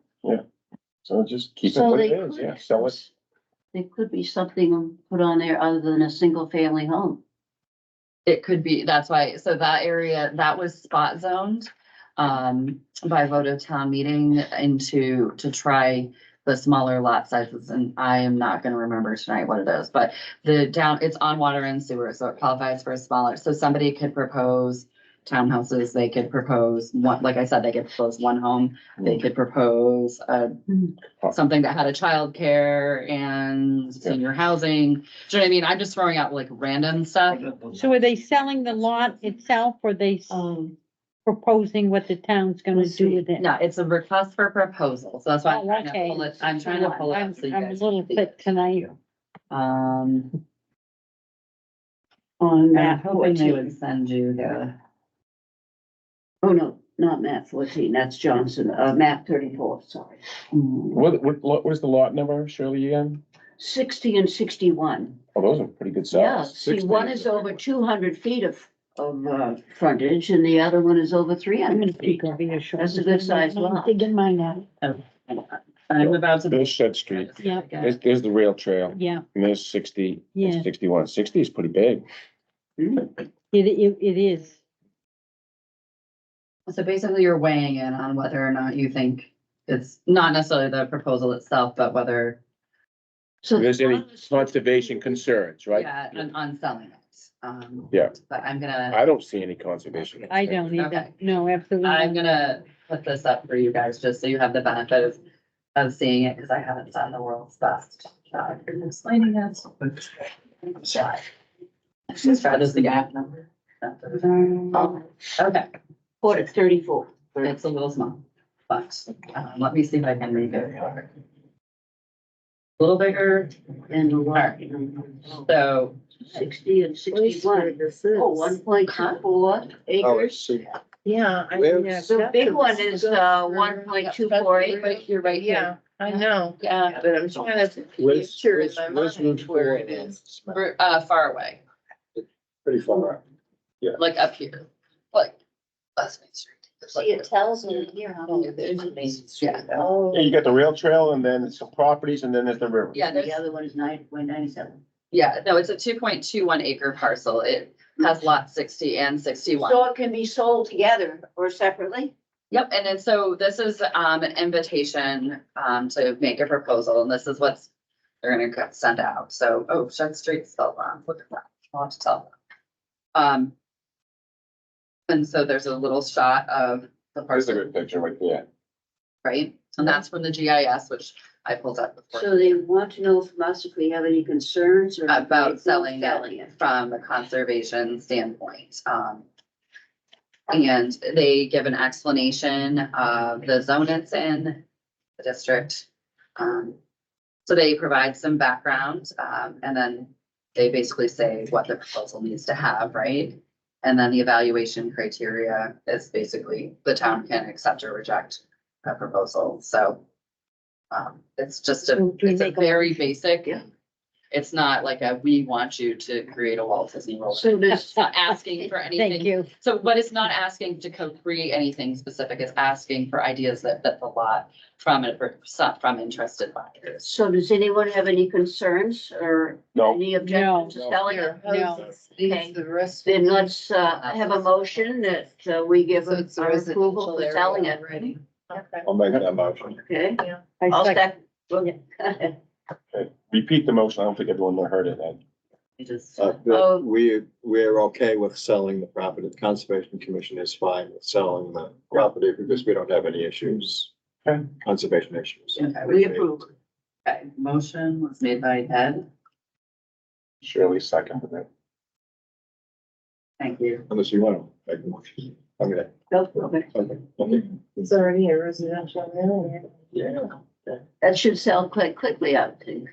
I think it's a When nice. does the RFP go out after Monday? So on Monday, the select board will meet if since planning board's approved and if you guys potentially approve. And you're giving your opinion, so even if you didn't, it's like the select board takes into consideration, right? So they would pass on I it. think it's So nice how that do they. we, put will it- you pass that on, Kate, or do we have to do something formally? I can do it since I sit on the board for you. You're okay with that? Yeah, It will be in the draft minutes, but yeah, I can let them That's know. fine. That's fine. I'm sure I'm gonna get asked. Okay, so we need to think about the next one. Wait, oh, you didn't vote. Oh, I have, right. I have a question. Everyone in favor? Question, yeah, I hear a question. Yeah, Jean. this is Jean. Hi. Is this an opportunity for us to request that the RFP evaluation process take into consideration some of the kinds of conservation measures that we discussed at the first part of the meeting? If it has any runoff or anything, it looks like it's close to a river, but I'm not that familiar with, how close. But it seems like it's an opportunity for us to say that we would appreciate it if the evaluators take conservation criteria into mind when they're evaluating proposals, and that whatever construction might occur there eventually be done with watershed and other kinds of things in mind, or whatever kinds of things we would think appropriate for this kind of land. Well said. I'm all That's a for good- selling it. I'm Can we, I'm for selling it. It's an Yeah, opportunity. I can convey that to the select board. I think, should we amend that amendment? to you that? don't need to put it in. I can convey it without it if you're fine with Okay. that. I I'm think- fine with that, yeah. Because I think in fact, they're going to have to do all of that work anyways in order to get any building permit, Yeah. right? They're gonna be right downtown in an area where you have a lot of impervious surface.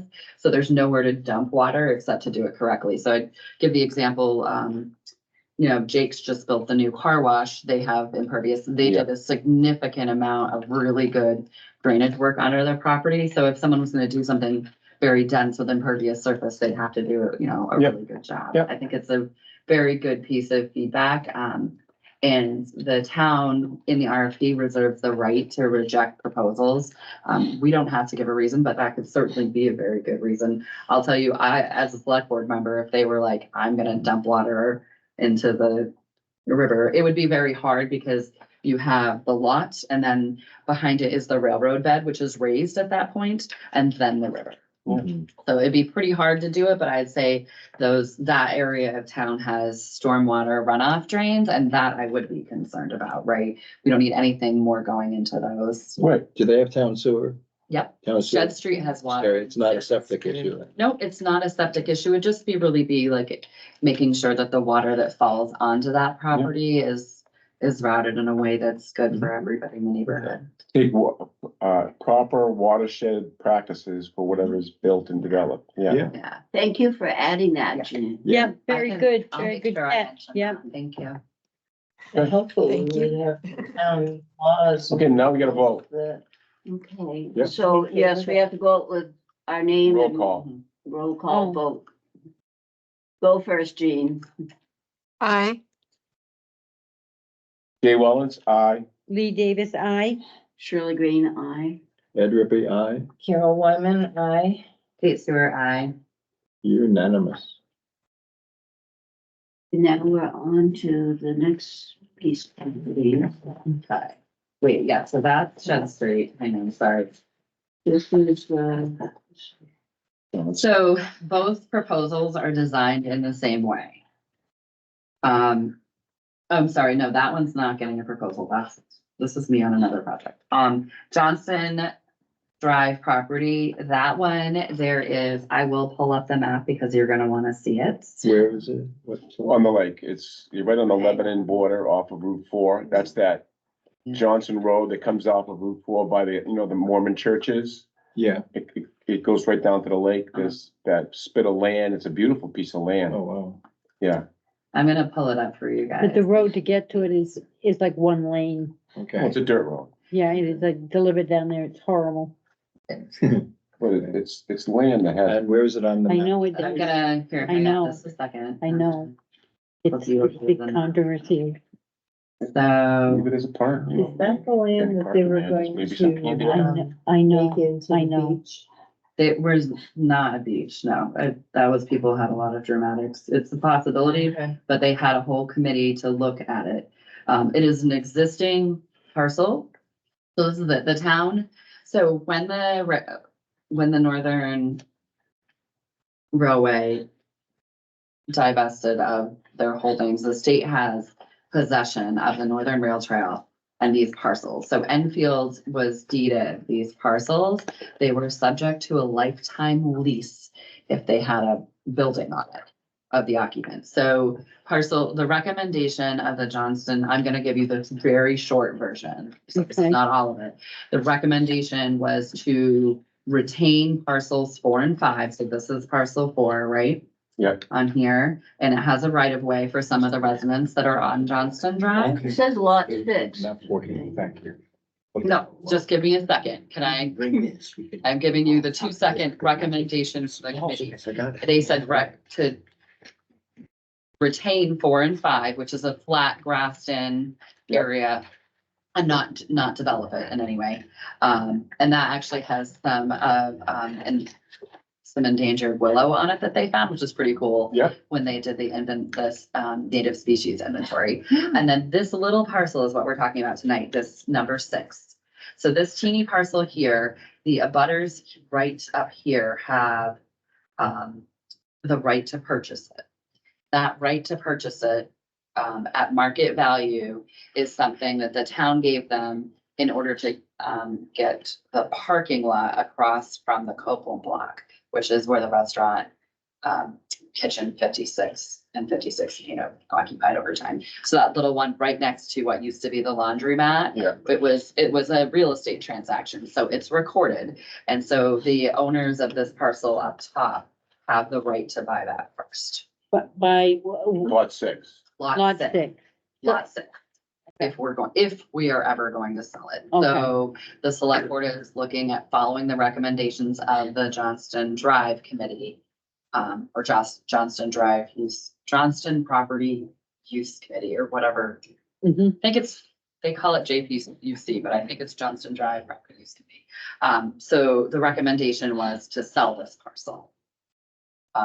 And it's not something, this is the nicer portion of the parcel where people can get off their bike, have a picnic and stuff. So the select board is going to consider selling it. And the question from a conservation standpoint is, how do you guys feel about it? These folks right here have submitted a letter to the select board. We read it last time. They have long maintained it and used it. Pretty much lots of people have been using them as public land anyways, because the town of Enfield owns them, right? So they are public land. So it's not gonna change your use necessarily. Okay.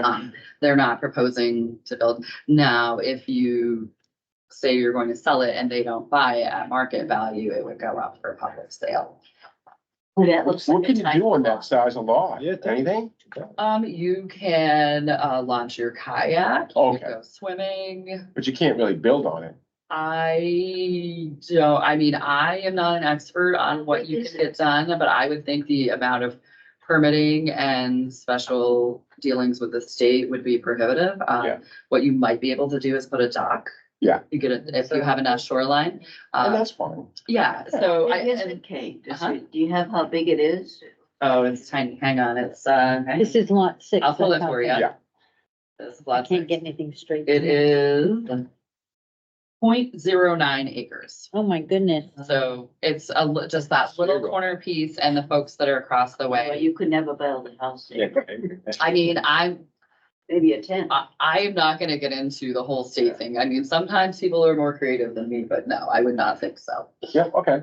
It's, Now, there isn't public, town sewer and water there either, is there? no, No.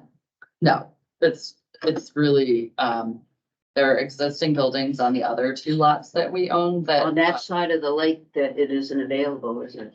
I mean, my life dream would be that we provided water and sewer to the mobile home parks and others down there that probably would really benefit, but the cost, I'm sure, is prohibitive. So maybe somebody- Isn't that great? no, I don't think it's something, so lake towns all have the same problem with water and sewer, right? If you look at the most expensive sewer, typically sewer, you don't have that density because you've got this big hole right in the middle of right? And the big hole is your lake. So whereas an area somewhere like Lebanon, you don't have a big body of water right in the middle, you're gonna have more density and more users, so. Going along, maybe someday we get an opportunity or someone bequeaths us a lot of money. But I think that's not something, I would not worry about that point, because right now 0.09 is not enough to build anything in that zone. So So, how do you feel? And what are the, What are you looking for from us? So we just need to, The the same select board wants to know what the Conservation Commission's recommendation is, like, if you would be inclined to sell it, or if you feel like there's, something concerning. which one? That lot 6 or 3? Just the lot 6. Yeah. We aren't touching And- 3 and 4. We already own it. And the the abutter has the right to purchase it, did you say? Yeah, it's a right to purchase, which is different than right of first refusal. So when you have a right to Okay. purchase, it means you come first in line. It's not a competitive market do bid. they, are they interested, you know? They are interested. They've written to us. We've been in communication. Ed was gonna discuss with them. Obviously, we require appraisal. It's gonna be interesting when they try to find comparables for 0.09 acres. Do you have any problem with them buying? Oh, no, I mean, they're a longtime residents. They're actually the former owners of the Yeah. laundromat. And so they did this with the town and gave that piece, I think, in good faith, right, for people to park so that the commercial entities would have a little bit of parking there on Main Street. So, you know, I feel like they did that in good faith and it makes sense to me based on the recommendation of the committee. I think the committee worked very hard. I would like to, you know, my intention is to honor the committee's work and the previous commitment of the town, if you guys are okay with it. Absolutely. I agree. Yeah, I think we should. I think a lot of good work went into this, and that committee was a really excellent committee. So I appreciate that time. And I feel like they set the bar for being a ad hoc committee for this town pretty high. Pretty great. So then we make a motion, we don't have a problem with the selling of this piece of land. Is that, anyone seconded? I'll second it. I'm okay with it. Is that- Any other comments before we Just vote? the little bushes and little grass. No, No. And then the front like picnic tables. Are you okay with it, Jane? I am, and just would always encourage people to pay attention to the regulations that exist and to watershed type issues. I mean, I think if we keep saying that whenever there's an opportunity for a sale of property or whatever, pretty soon it'll become habit, you know, to Yeah. follow everything. Point. Yep, Yeah. and I don't see anyone can build on that. no. No, I mean, this is kind of, those are your two pictures. You've got a little piece of grass Yeah. and you've got some trees. And And the dock is not an issue. And you're not, I mean, I don't know if this is what this little piece down in the corner is. That might actually be, I think this picture is taken from over the, my guess is that's the shed that exists on the other parcel Yeah. and they're looking over it. Yeah. So, yeah. If they want to cut anything there over whatever little tiny stick you're allowed to cut near the water, they need a Mhm. permit anyways. Yep. Right? Yep. So we're in good shape. All right. You guys are gonna remind me though, because I was doing two things at once. You had a motion. Yep. John,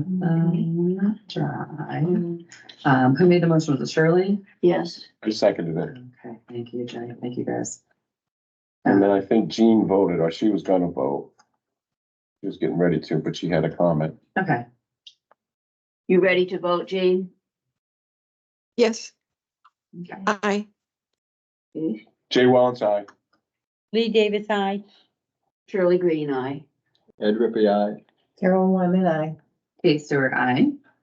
So that's unanimous.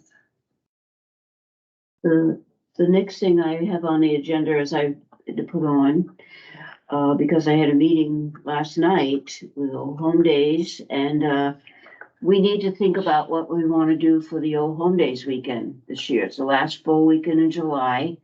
And, we've done a hike before and we've done an educational presentation. My hike got rained out last year.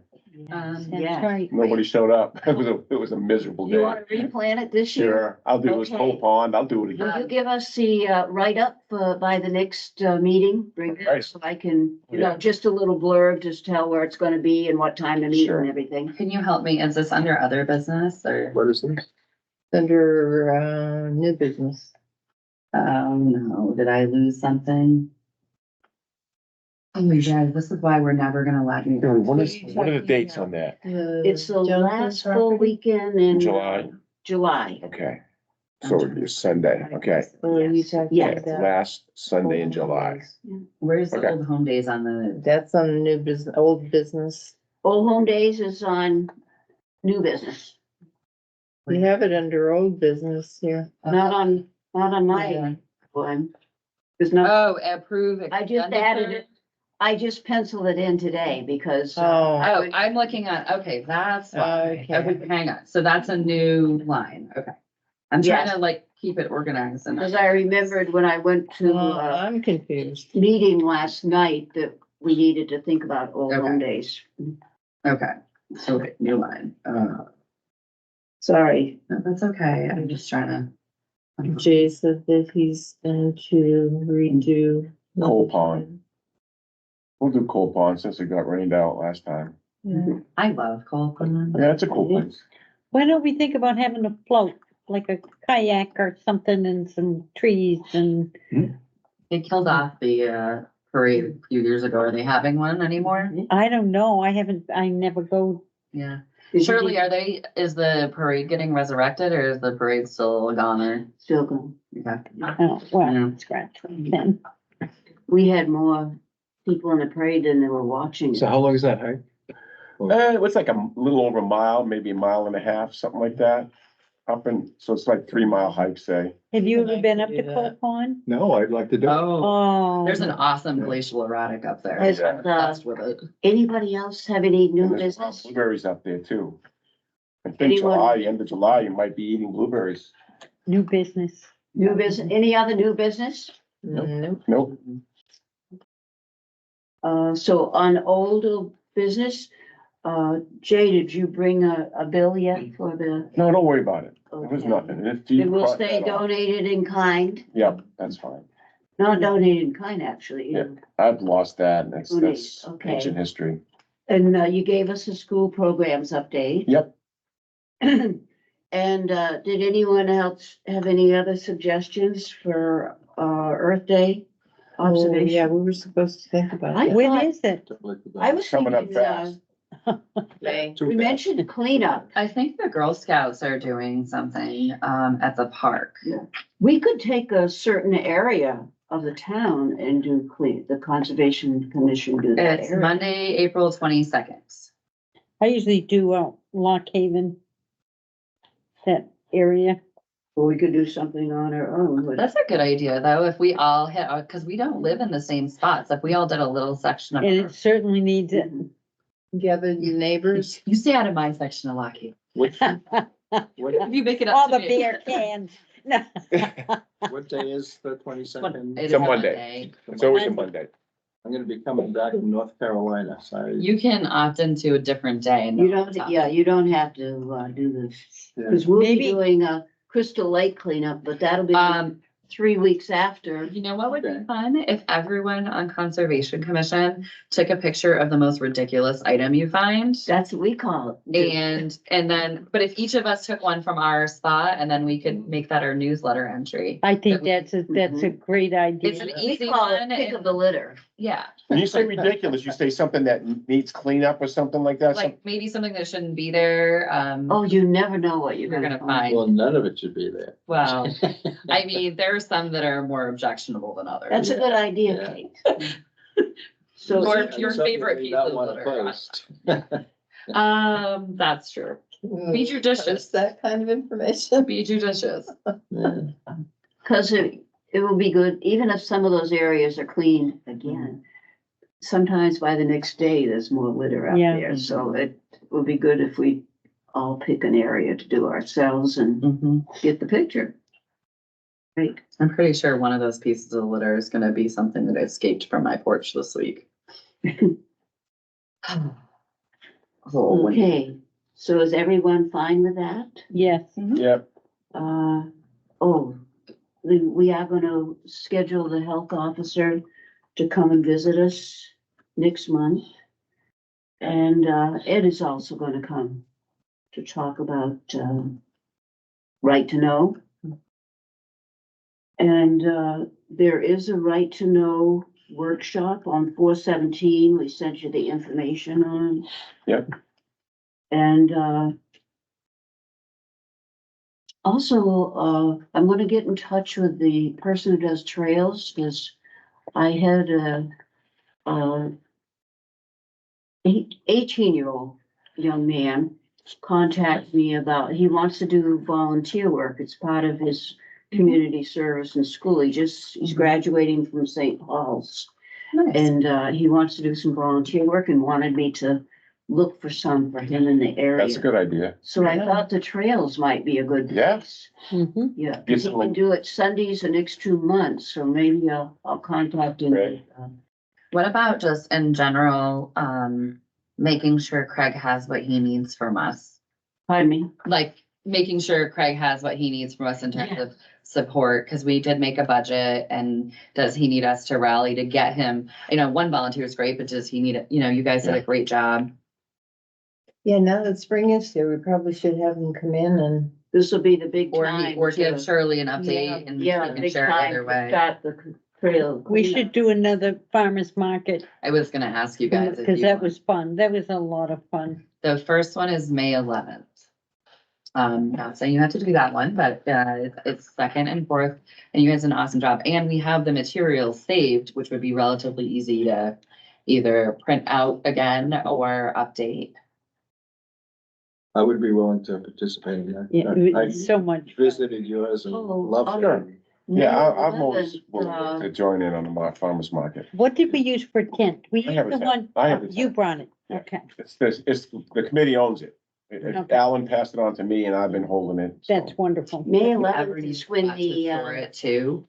see where- DPW can help you Okay. find a spot or recreation. Okay. Not saying it's not fine with you, but I know sometimes it gets, Yeah, like, I end up possessing things and I'm like, why do I have this? yeah, that's a good thought. Yeah, that's No, a good if thought. it- And then everywhere, cause it'll be there for anyone that It's needs not, it. and especially if you put a label on it that just says Conservation Commission, because that way everyone, when they're like, whose tent is this? Like, oh.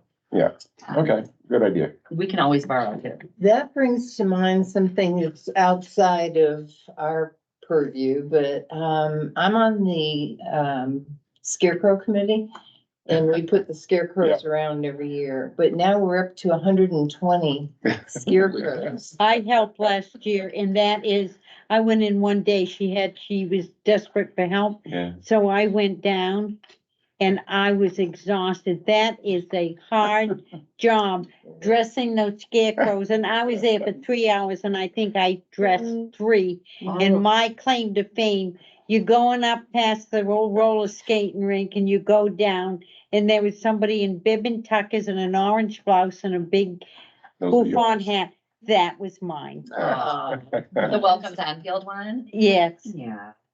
Well, what I'm gonna ask for is if anyone knows about 400 square feet where we can store the scarecrows. Because right now Linda has them on her back porch all of and those. she literally is out of room. So if anybody can Right. think of, The basement in Eva can't be used anymore. it's too big. I mean, do we have too I many? got a suggestion. Because we have, not only we have the 120 scarecrows, but we have huge boxes filled with things to dress them with and Could everything. you ask the Shaker Museum with all their new property? Well, I know we're occupying a lot of it, but they've got a lot of space. Would they be willing to That's a support good something like? suggestion. I'll ask them. It's an amazing undertaking. Yeah, it's a lot of work. Yeah, it it looks like is. a lot of work. out It there. was Can we unbelievable. go back, I want to make two Sure. comments back Sure. there. One is about the volunteers for the, trails. Yeah. I have a neighbor who's very interested in doing that, and I am too. So when Craig comes, I'm gonna tell him Well, that I'll be glad to help. I think you That's can nice. just go into town and there's a form, isn't there? that Or you can do it online. Yeah. Either way, do you want to do the online one? I can probably send it to you. Okay, that'd be great. Since I built the form, I. We should have be a able to- Q code. What is it? A QR code. You can scan Okay. it. Cool. And the other thing I want to say is with, Ed coming to talk to us about Right to Know, he offered to do that. Yeah. And I think it's a privilege that he cares enough about us that he's willing to come in and talk to us about that. Mhm. And I'll tell you why in a couple of minutes, why it's important. Okay.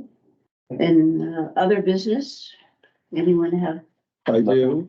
Did you guys want to pick a farmer's market day or do you want to Oh, Let kick them me, down the road? I'm gonna go, Look on, May Not that I'm 11th, the master plan is gonna be there too. oh, that's pretty cool. That might actually get you a lot of traffic. On Are they May doing the 4th? market? Pardon May me? Are they 4th? doing the mark? I'm assuming May it's at the 11th. market. That's Oh, May It's gonna 11th. be at the May market. 11th, you said? I don't know. I know they have stuff on May 11th. Hang on. I'll look. Yeah, the night, we have something on the 9th and something on the 11th. You guys and, have so much going. I'm quite I sure can't remember all this stuff. it's at the market on the 11th, but Well, we could Could be. do, I'm sorry, could do it 2 weeks later. Right? It's every 2 weeks? Yeah, you could do you could do May 25th. You could go into June, but I think, you lose some of your school age folks when you start hitting June. If No, you May- wanted May to get, like, 25th? Teenager. that seems more feasible. what day is it? May Saturday, 25th? May 25th. Is that good for, whatever you guys want to do. I'm just. Now, that's Memorial Day weekend, isn't it? Yes, that might not work. Yeah.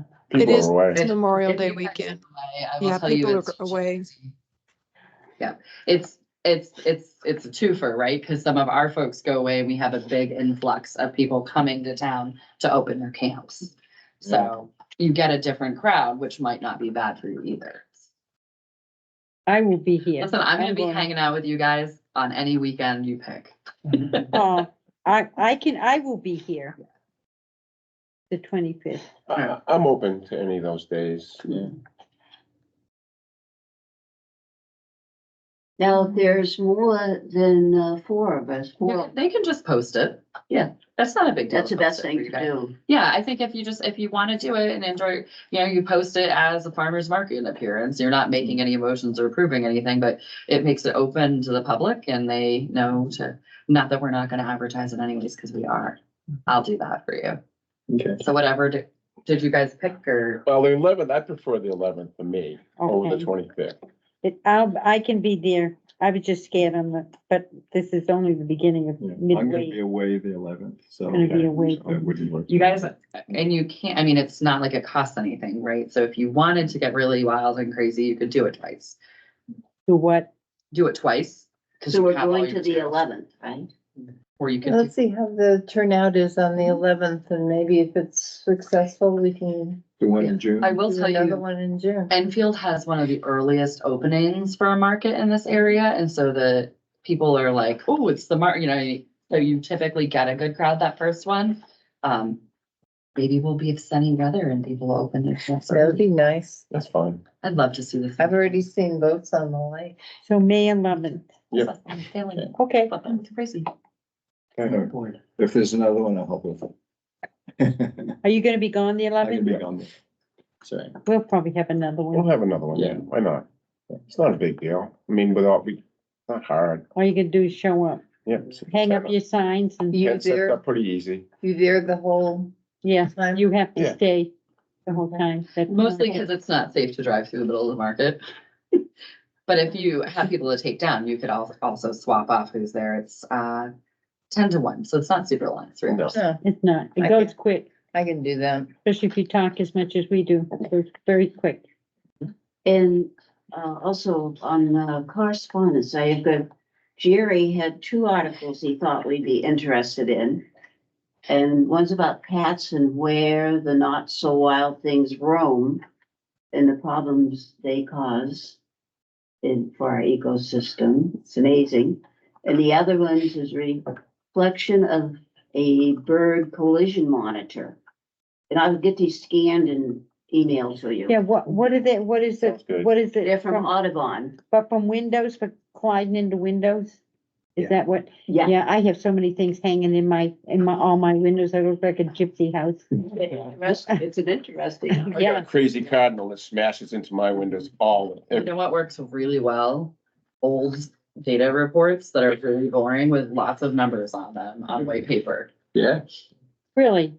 Yeah, it's really ugly, but it works great. Under other business, can I share what Yes. Carol and I Yeah, discovered on Yeah. our talk? Yeah. I'm gonna pass around a list of some of the things. You don't have to look at the list while I'm talking, but I'm gonna cover all of those sure. things on it.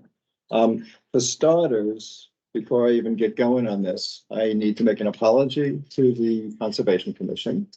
So, Well, no, I did a couple things that you're not supposed to do under right to know. And I want people to know that. That's what, it ends. I didn't know. Right, exactly. And that's one of the reasons why Ed is gonna be talking to us all as a refresher for those of you that have heard it before. And for a first time, flush for those of us that have never heard it. Yeah. Or I've only heard bits and pieces. So I apologize. And what I did wrong was I sent an email out to Shirley to ask that our discussion be put on the agenda. And I sent a copy of Carol's letter introducing us to the 2 people who we're speaking to, and a copy of my suggestions to reduce contamination to Crystal Lake. And by sending it to everybody on I should have just done Shirley and to Jim Taylor, Rob Taylor, I'm sorry. It's confusing the two. Yeah, I'm sorry. It opened us up to, if somebody responded to that, it could have looked like we're having a meeting and it wasn't made public. Got it. So it was just created a little awkward situation, and I just apologize for that. I want you to also know that these were fact gathering calls that we made. We're both fairly new members. We wanted to learn as much as we can from the right people. So we've had 2 of these calls now. We had a second one, which we were gonna have after our meeting last week, but it got postponed. So we did have a second meeting. At that What you meeting, did that is for, commission members. No, no, That's what it says in your letter, and that's what. I the clarified. person told me in Concord. That's what I'm just gonna say now, is I clarified on our second call, I clarified that we identified ourselves as Conservation Commission members, but we were not representing the CC right. in what we were asking and talking about, Oh. our concerns about the 2 lakes. But Ed, you told Ed and I you did it because you thought it would give you more power. I That the other day when. don't remember saying that. Well, I Um, think it's just important to make that designation, and it's important. One of the reasons the select board has a member, which is me, they have on this committee, is because we haven't always given enough time. So if a committee wasn't required by state law to have some kind of town contact or liaison directly in the meeting, you didn't get one, right? And so some of these things are learning pieces. So I think we just need to be very careful, and we continue to learn. And one of the things I've learned is that probably everybody didn't get a fair shot up front at all of these roles, right? So just knowing that and being really careful about how we identify ourselves. They are all here. Sometimes people think this is a waste of time, but it's all here. You can see I've been on the Look at all your commission. tags. I've been on here for 22 years. Yeah. Maybe 23. I still refer to this regularly. And that, if you want to know what the RSAs are all in here that pertain to our commission, it's all very important because we are regulated by the RSAs and state rules. And we could look very good if we don't follow those rules. So when my first meeting here, you slid over that book to me and you said, Ed, read chapters 1 through 8. So I did. I read them, and I also took notes on at least the first 6 chapters, and it's dry stuff. It's really dry stuff. But anyway, Look at mine. it's here. Yeah. Yeah. I take it when I go to my car appointment. I But- take it in and read it. I mean, it's the things you need to know to make sure you're doing the right thing. Yeah. Dog-eared. Oh, just, But I'll tell you, it'll be a good thing for Ed to give us a half-hour Yes. briefing, and he said he's gonna cover the things that are pertinent to us and not things that are gonna be wasting our time. yeah. Okay, so the discussion we had, Carol and I were on the phone the first time for 2 hours, and we Mm. spoke with Nisa Marks, who's the watershed coordinator. A lovely young woman. Very interested in the concerns that we have for both of our lakes, and very easy to talk to. And a nice thing about her is she loves her job. And when we presented some issues that we both have, she said, this is why I come to work, is to deal with issues like this. So we were very warmly received. And she also involved Emmanuel, and I cannot pronounce his last name. That's a hard one. Yeah, but he's the wetlands permitting specialist from the Wetlands Bureau. And he was right there explaining things to us and being helpful. And he had a little bit of a sense of humor because I presented a bunch of problems on Crystal Lake, and he said, well, if you're gonna want to pursue something, just give me 1, don't give me 6. And I tried to negotiate with him and get him up to 2, and he said, 1, just 1. But I feel that we both have a really good working relationship with both these people. That's Just, nice. Well, just in it's talking. good to talk, to someone at DES that kind of understood and could direct me to, future help or things that I could be reading on or whatever, because I certainly don't expect to occupy everyone here's time, every meeting with that. We have to, it's my problem, I have to deal with it, but what we're trying to do is share the information that we gathered from Nissa, Yeah, which, she's just absolutely brilliant. She's so easy to work with and, it's really a good contact. yeah. Okay, so I've got comments down here that we thought were important points, or I thought was important points. There was some about dredging and, we always wondered who owns the lake from the high water point, and it's the state. They told us that. They told us about the cost of permits. Actually, I think back a minute. In the process, Carol and I got to know each other. And this was a real blessing. Got to know each other pretty well. I went over to her house Don't know me that well. for the first meeting, and I could see the issues she was talking about on her property. And then this second time we got together, she came over to our house and I showed the mess that I have. And we really got a chance to see firsthand what's going on in both lakes and both of our properties. And we enjoy working together. So this was a very positive experience. Okay, back to the dredging points here. Emmanuel said that if you have sludge that is taller than the lake, in other words, you've got a deposit of sludge that comes in, and the lake does not cover that you may want to remove it. He said, you may be able to get a permit to remove this because you're not interfering with the lake, because it's no longer lake. It's now a body of sand and silt. So that's why I asked the question I did in the presentation, because I'm not convinced. She didn't agree with that, did she? No, she didn't. No. But this is the wetlands specialist who The told guy us. who actually gives the He's permit. the guy that gives the permits. Amy's been there 26 years. And she's been our water quality in both Mascoma and Crystal. Yeah.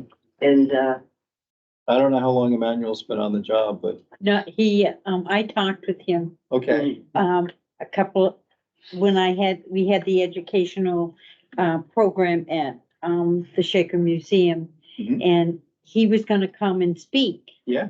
And then he called me about a week before, he called me back.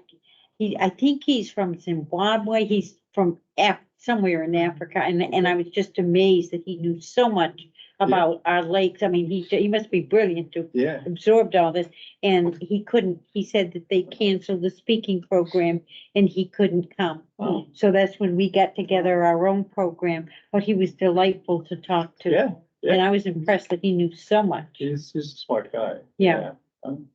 Anyway, I just wanted to put that out there. Uh-huh. He's been there for 2 years, according to LinkedIn. Okay. Look at me go. Wow. pardon me. You're all over. This is when you guys see me in a meeting using my device, I'm usually looking up something you're asking. You're gonna be the first person I know with the goggles. So what did you look up, Kate? He's been with DES for just over 2 years. How long? Just over 2. Yeah. Yep. That's, sure, he has a lot from them. Okay, important points about runoff problems. I just listed some of the comments that came out in our discussion. Uh-huh. And that some of them are just obvious. We need to partner with Jim Taylor, Department of Public Works. And if DES buys into our problems, there can be funding support. And, there's a stream crossing database to look at current culverts, and I went on to that and And totally Can I- baffled. excuse by me, it. can I interrupt you? Sure. Now, it was way back in the spring, you said that the association hired an engineer. Whatever came of that? Our road association. After I finish the, can I Okay. do that? Okay. Watershed planning groups exist to identify sources of pollution and quantify how much is coming from those. And they can get state funding to implement cleaning projects. And there is a group, Enfield, Lebanon, Mascoma Group. Now, does that include us? Well, he Question. seemed to, who indicated that, yeah, that it also included Crystal Lake. Yeah. Did, We all work, all these groups work together. okay. Yeah. So we don't need one just for Crystal Lake. No. We can benefit from Mhm. the Enfield section of that. And there's a steering committee that you can get on that kind of does the watershed planning. Yeah. Hmm. So we're just looking for any ways that we can work with people to get things. Problem solved. Oh, problem absolutely. solved. That's how you get your feelings out. Yeah. But the thing you want most is your dredging. No, the thing I want most is if you go back on this page that I passed around, right under Carol discussed Lake Mascoma issues and I discussed lake issues. The most important thing I have here is a big fix, an expensive fix. For your area. For our area. A big culvert. The rerouting water coming down Lock Haven Road. If we could do that, all of this man-made mess that's coming down the road, that's channeled all the way down into the stream that bisects my property, into the holding pond that's across from the Cross's property, and then out of that into our lake. If we could channel all of that away from the lake, not even enter the lake, that's a lot of volume. That's So a- you're not gonna be able to do that. That was designed, but in that was a major project that was done with the state. So if they were going to send it somewhere else, they think they would have done it. You could certainly try to get them to re-engineer the entire project. Mhm. But the water isn't going uphill to your property. You're getting water from the streams. I mean, the topographic map is very clear. Oh, yeah, there's two sources. Well, it's not climbing uphill up the drainage ditch though. That is, the siltation pond needs to be redone because it got a lot of silt in it. But that siltation pond is a separate component from your problem. Yeah. That's on the roadway. Oh, And yeah. it's been determined. So I just want Oh, to yeah. make sure we're not conflating two unrelated issues. It's all water, but though the siltation pond issue is separate from the Oh, road yeah. issue. Well, that's why we're doing all this. Right. You know, is trying to figure out Right. what we can do, because this is not happening to just us. No, I and mean, so- this is not happening just one time. Right, and so we know that it has to be stopped uphill, in terms of the property that's above your property. The Mhm. stuff that's coming down the side road, those streams have always, they come out and it has to go Somewhere. downhill. Yeah. Yeah. And so getting that siltation pond was the state's fix. Yeah, Uh, which they didn't listen to the people that live there. you Yeah, know? I mean, this But is, at the time, Holly Drive Association was thrilled this was being done. yeah. No, they weren't. That's a rumor. Well, I don't know, but Did we you can't, speak to Henry Cross? I when he know was Henry alive? Cross very well. Yeah, I And he think, was oh my- happy about it. he was We're not- In the end, He he was didn't furious. like it because he didn't feel it was emptied often enough. And, oh, that was a problem too. yeah, but I as think- far as he worked with the. but Pathways was supposed to be going over some stuff as well and getting back to the town on what they Yeah. found. Do you know if Pathways has done that work for the road association? That's what I wondered. Pathways is working with the road association. We looked at a 3-tiered agreement with Pathways. One tier was to address the problem that wrecked my property. Okay, $100,000 worth of our money. Mhm. We had to invest in our property to fix it because water was coming, affected water was coming down that shouldn't have been because of I mean, the those. decisions that were made by DES, all right? Well, you're talking about the DES decision is very separate. The DES is the Lock Haven. That's not your property. You're getting water from the stream. We're getting, no, some of the Lock Haven stuff is coming to us. What was the D? Oh, that's interesting. Yeah, it's all coming downhill. There's, both sides of Lock Haven have ditches. Now, is Pathways documented this? Oh, yeah. Well, and they also chose to put in undersized culverts based on Pathways had the correct culvert size in it. And why was that? Road Association, I don't know. Why was the undersized You culvert? guys put an undersized culvert. So where does the water go on the other side of the road? They're coming down both sides. Yeah. There are 3 culverts that go under the road and channel it all from the left side to the right.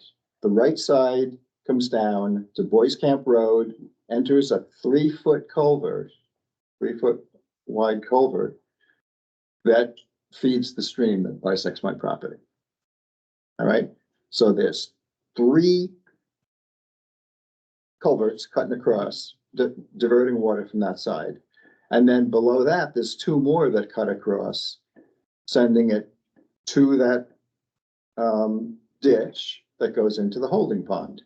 So both the cross property is being affected by these culverts that are under the road, and our property is being affected by these culverts under the road. A real quick fix is capping off those culverts and stopping that. And where We'll was, just blow it out and you'll lose the road just like you did before. I mean, I think the thing is, we're not engineers and I don't think we should be Yeah, I know, we pretending to can't. engineer. okay. Like, this is something that has to go through the state and through Pathways and through engineering. And it will, it will, because we did. So they haven't actually given you an answer on it. The only answer they gave us is they recommended a culvert that should be used to The right protect size. Huh? The right the size. right size, 2x4 concrete culvert. so do you think any of this, water with so much silt and stuff, any of it's getting into Mud Pond? Which one? Mud Pond? If you It- have silt and turbidity, it flows downhill. And if the, I'm interested what's going on in Mud Pond. if the course is changed, it's gonna go somewhere. It's downhill. Yeah, I know. I think that's why it's so important what she was saying today about catching it uphill before it ever hits the lake. We gotta catch it before it hits the lake. We have, I know in the budget this year that just got approved, there are a number of culvert replacements and Fermi, who is the new highway leader, he is very well versed in how to slow down water. I have looked at with him, yeah. And so, you'll start to see around town, and I'm not saying he's gonna do it everywhere, but he understands very much, like, before they were digging, right? Now, the more you dig, the faster the water runs if you don't put some rocks. So Mm, he actually put some pretty cool, it happened to be by our place because, it was blowing right out of the town ditch and going directly into my house. I went swimming in my basement and, I didn't try suing the town, but it was, I took care of it. I'm a town leader. I don't really think it's a good model to sue the town. But they took a look at it and it was not getting slowed down. There, over the years, they've done culverts that haven't been maybe up to the best. So a lot of those are getting replaced. So I'm encouraged that they're phasing them in and that he's doing some. So you'll see some of these little rock dams, right? Because when you have these little rock dams, the water hits it, it slows the water down, and it gives a chance for the silt to drop out. So it doesn't divert it out to the sides, because what I'm afraid of is. You're gonna end up, it depends on the situation, right? You're gonna have some where you have it diverted to the side so it ponds, which we talked about tonight, and you're gonna have some where you have these little rock dams. One of our town residents is, he is a road engineer for Crow. And so he had looked at it with us and Jeremy came and recommended the same thing. I found that very encouraging. And so slowing it down so that it's not, the culvert, in my case, is at the wrong angle. It's not joined together properly in the middle and it's got some other issues going on. But at the end of the day, ripping up the whole road is probably not in the best interest of, taxpayers. So what can you do to make it safer? So they put, some stone at the end, so it hits the stone instead of trying to rip the culvert out. And because that's essentially what happened on Lock Haven. That culvert got ripped out by the water. That was And if any of you saw the pictures or any of the videos, it was pretty crazy. I don't call anybody on vacation very often, but I was like, we need GPS coordinates. So I'm not an engineer, but I don't understand how capping off those 5 culverts is I gonna. can't hear you, Edward. I'm sorry. Yeah, you can't cap off water. You're just gonna, if it's coming down the hill and you cap it, it's just. Water is one of the strongest. Well, it's gonna go down the channel. It's No. gonna go down the channel on the right side. No, it's I don't gonna try understand. to find the path of least resistance, which may mean that it undermines the culvert itself. But I would not, well, I mean, the thing is, I think what Nichols Drive did in their area is one of the best things that you could do is to divert it, Yeah. the other direction. And that's one of the things. And that will at least slow it down. and I think the thing is you have a lot of water coming downhill there from all over. It's a really hard thing. It's like my property has a lot of water. I've chosen to handle it in a way that is good for nature, but over the years, like back in the 70s, everybody dug their own trench. Did their own thing, so. And you're fighting the topography, it's Holly Drive is under a waterfall, right? You're under and, Oh, God, that's like something. no, it is. not. No, I know it is. but It's a really hard spot, so everybody built their camp, which is Is it like a very great idea until it tries to wash you out. It's a hard thing, and where is the water gonna go and who deserves it and who doesn't? That's why it's so important that we pay attention to wetlands too. because- And 'Cause I that was want the to know wetlands. do you know what's going on at Mud Pond there? The big excavators and stuff going way back in there? I've never seen an excavator going back Mhm. in. Yeah, I don't know. Is there any way you can, and someone could find out? No, I don't think so. As long as they're not breaking the law, if they're driving an excavator, if they're digging in the pond, it's different. But if they have permits for whatever they're doing, Yeah, would we get an issue of those permits?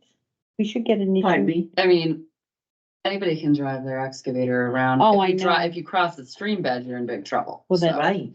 but I mean, they can, the mud pond parcel you're talking about is the really large one, right? This is like, And it's not all on mud pond, so. like Amy said, just raking your Yeah. lake bottom is not good. Right, no, I It's stirring just up didn't know if stuff. someone You could My find mom You have no idea what's I been do down. that all the time because of the leaves. Yeah. I rake the leaves because I think that they're not good for when they rot, don't they add to the nutrient level? Mhm.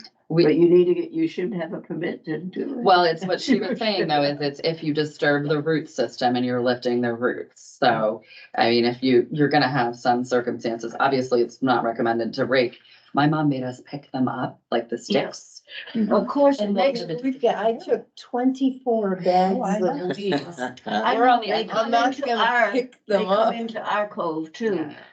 And we have a section that we don't swim in anymore because of the sediment runoff and the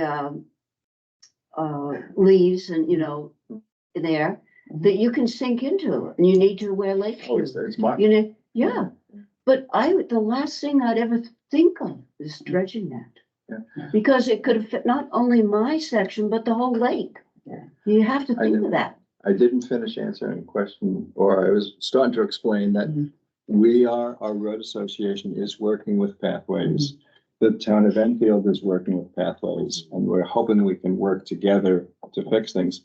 I hope so. Phase 1 is replacing our culvert.